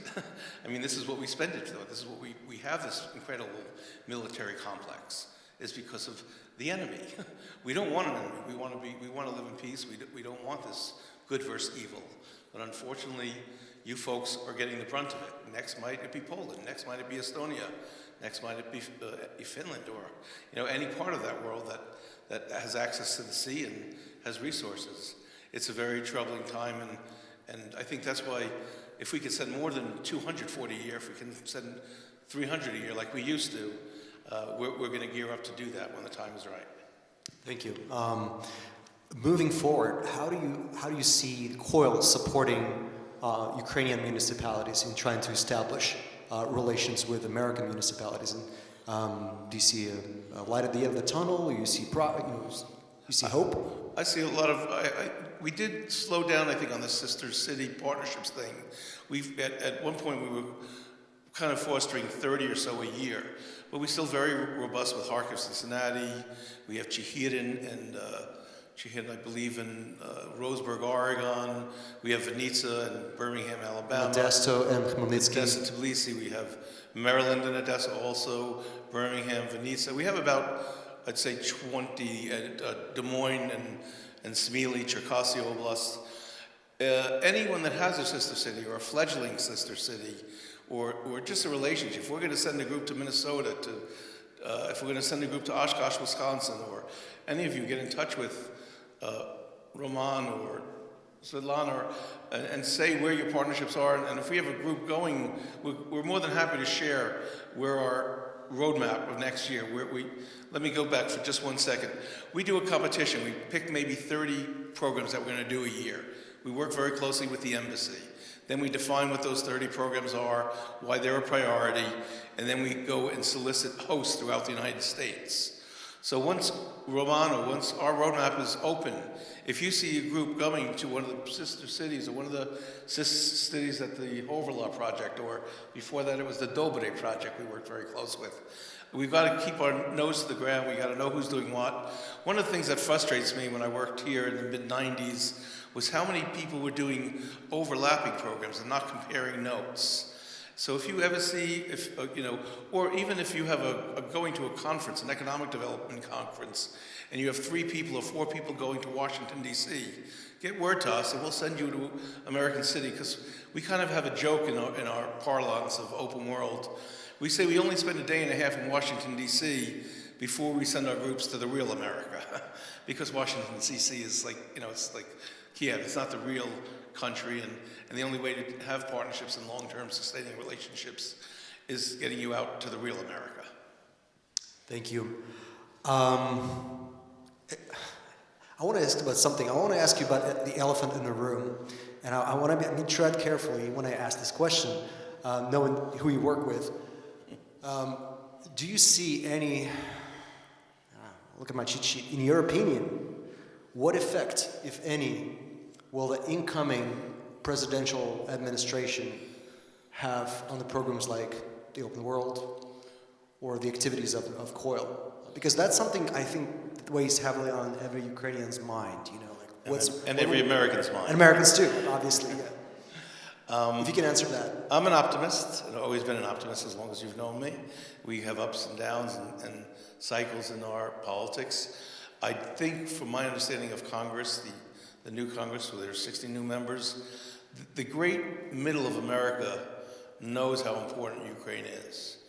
Even when the supplemental, there was great momentum for it. It took 6 months too long, but it eventually got out the door. And I would say maybe the complaints that Ukraine has about the F-16s or the ATACMS and being able to use arms in a forward posture was too slow. But we have domestic politics, and I think the current president dealt with reality, and maybe not to satisfy all. And I think that the future president and the future administration will see the reality too, or maybe, every once in a while you are starting to hear more people on the street, and you're seeing some tiredness in their eyes and some quest for peace. So maybe something good could come out of this, and we could move towards peace. Of course, I might be a strong proponent, and I think a lot of Americans are, that the boundaries of the Budapest Memorandum and the country when you gave up your nuclear weapons are what defines Ukraine as a country. Once again, and I should mention, this is kind of, for me, off the record, we're bipartisan. We serve both left and right in Congress. We don't have a political agenda.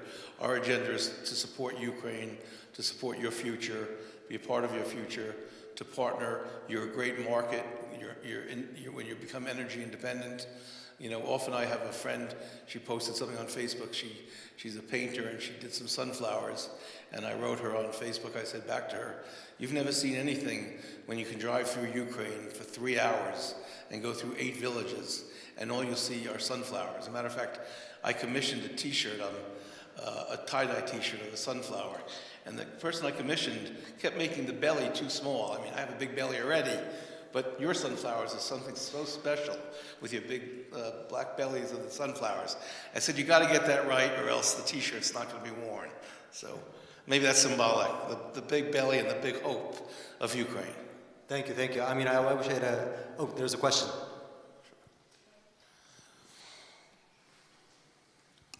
Mr. Majdanek, I heard that you visited almost all Ukraine. You've been in Vuhledar and Mukachevo and other cities and villages.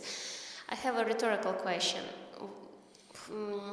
How do you think? Why Ukrainians will win?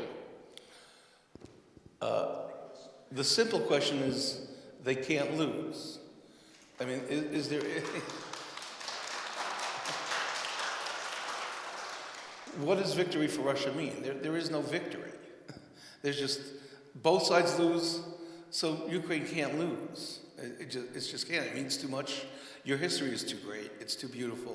Your cities, I mean, look. I haven't been to Lviv in about 10 years, and the feeling on the street and the the pride and the singing. I've never seen anything like it. This is a proud country, a country that knows its independence and knows its place in humanity. And you're fighting against inhumanity. And in the broad stroke of history, humanity has to win. You know. So. I don't have any follow-up question to follow that question. You know, that can be like a perfect ending of our conversation. Except that I think there's one too. Okay.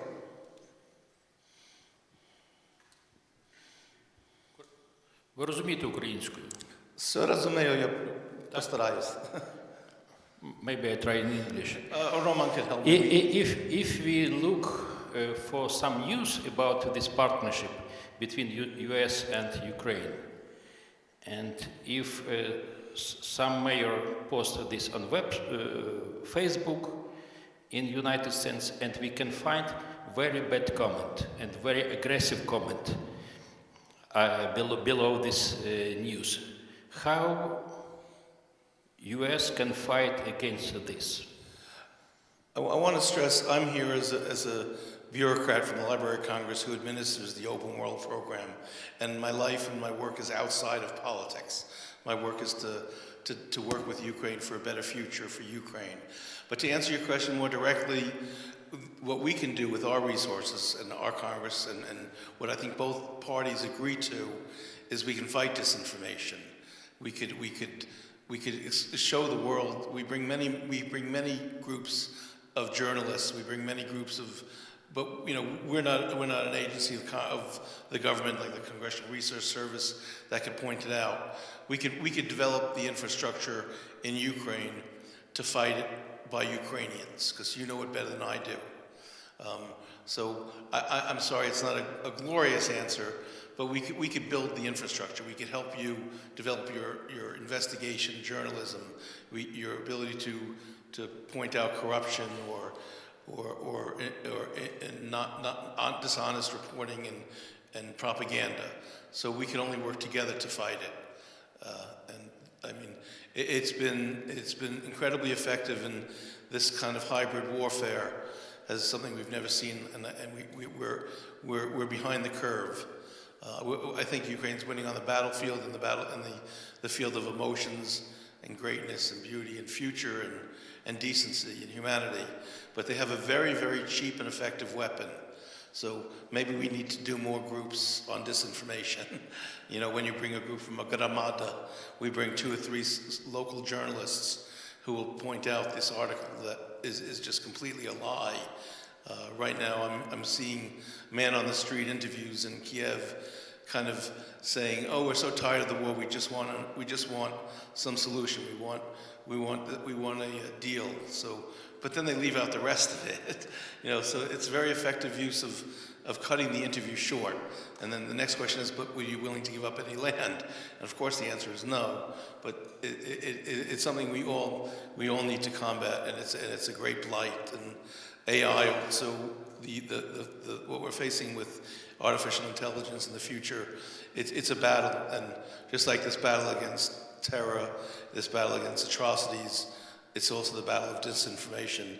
That's part of this aggressiveness that we need to do better. And one thing that's very important about Open World and what we do is, it's not a one-way street. We're doing a lot of work with veterans, and in the United States there's a very big policy, you know, America first, with very limited resources. You know, why would the VA, why would the Veterans Administration spend American resources on showing Ukrainians during this horrible, brutal war when our resources are so small? But it's a very logical that the amount that we're learning from you, the new skills, you're doctors. I was just at Unbroken today, and I know that one of the American doctors that we work with, she's Ukrainian heritage, and she made contacts with Unbroken, and she just taught a lecture there. It's a two-way street. I know the new injuries from drones, and in the past warfare, most of the injuries were from the foot up to the, you know, and now most of the injuries are, I'm learning new terminology, from the head down. And so the lessons learned by the America, and also I also said in another speaking engagement that I had during this trip. Also about how you treat your family and your elderly, the babushkas, the people that take care of your children. Just these kind of things where Roman and these great people are living in the houses of Americans and showing the great Ukrainian culture, and preparing borscht, and making sure there's enough garlic and the sour cream is fresh. These are very important things, and they show the greatness of this country. Sometimes the greatness goes right through the stomach. Thank you, Luis. And just to follow on what Luis was saying, if you have an idea about a program or a topic or a theme, while we're still here, feel free to come up to us and tell us about this. I think it's getting harder and harder for me to think of a new topic that has not been addressed already within the Open World program. But maybe we are not seeing something that you are seeing, especially coming from your communities. So please come up to us, find Luis, find me, or find the organizers. I would add that the twinning and the sister city and the decentralization that was all discussed about is really one of the major focuses in the future. So we are eager to work with you on twinning and making sure there's 1 or 2 representatives from Kharkiv when we send a group to Cincinnati. So if there's any cities that you want to put on the open world map and you have partners in the United States that you want to develop a relationship with, tell us about the partner and we'll recruit them to host for our program, and we'll push it. We're very responsive. We have a much smaller timeline than most government programs, and so we have a certain amount of flexibility. Of course, I'm not looking over my partners in the Kiev office who are probably shaking their head and saying, no, it's a lot of work, but we like to get it done. Thank you, Luis. And I know we're like 10 minutes behind our schedule, but do you have any final words that you would like to send to the audience before we... It was a great learning experience, and I hope that all the lessons we learned about partnering and these kind of programs go into our DC orientations and our pre-departure orientations, because I learned an incredible amount. I'll end at the conference with a very common phrase, and you'll answer me, so it's a response and answer, but I have some Jewish heritage, so I have a third answer. So if you'll bear with me, I'll say, Slava Ukraini. And as a Jewish person, we used to say, next year in Jerusalem, and now I'll say next year in Yalta. So next year we'll have maybe this conference in Yalta, and we'll be twinning the Crimea is Ukraine. So that's a simple Thank you. Thank you, Luis.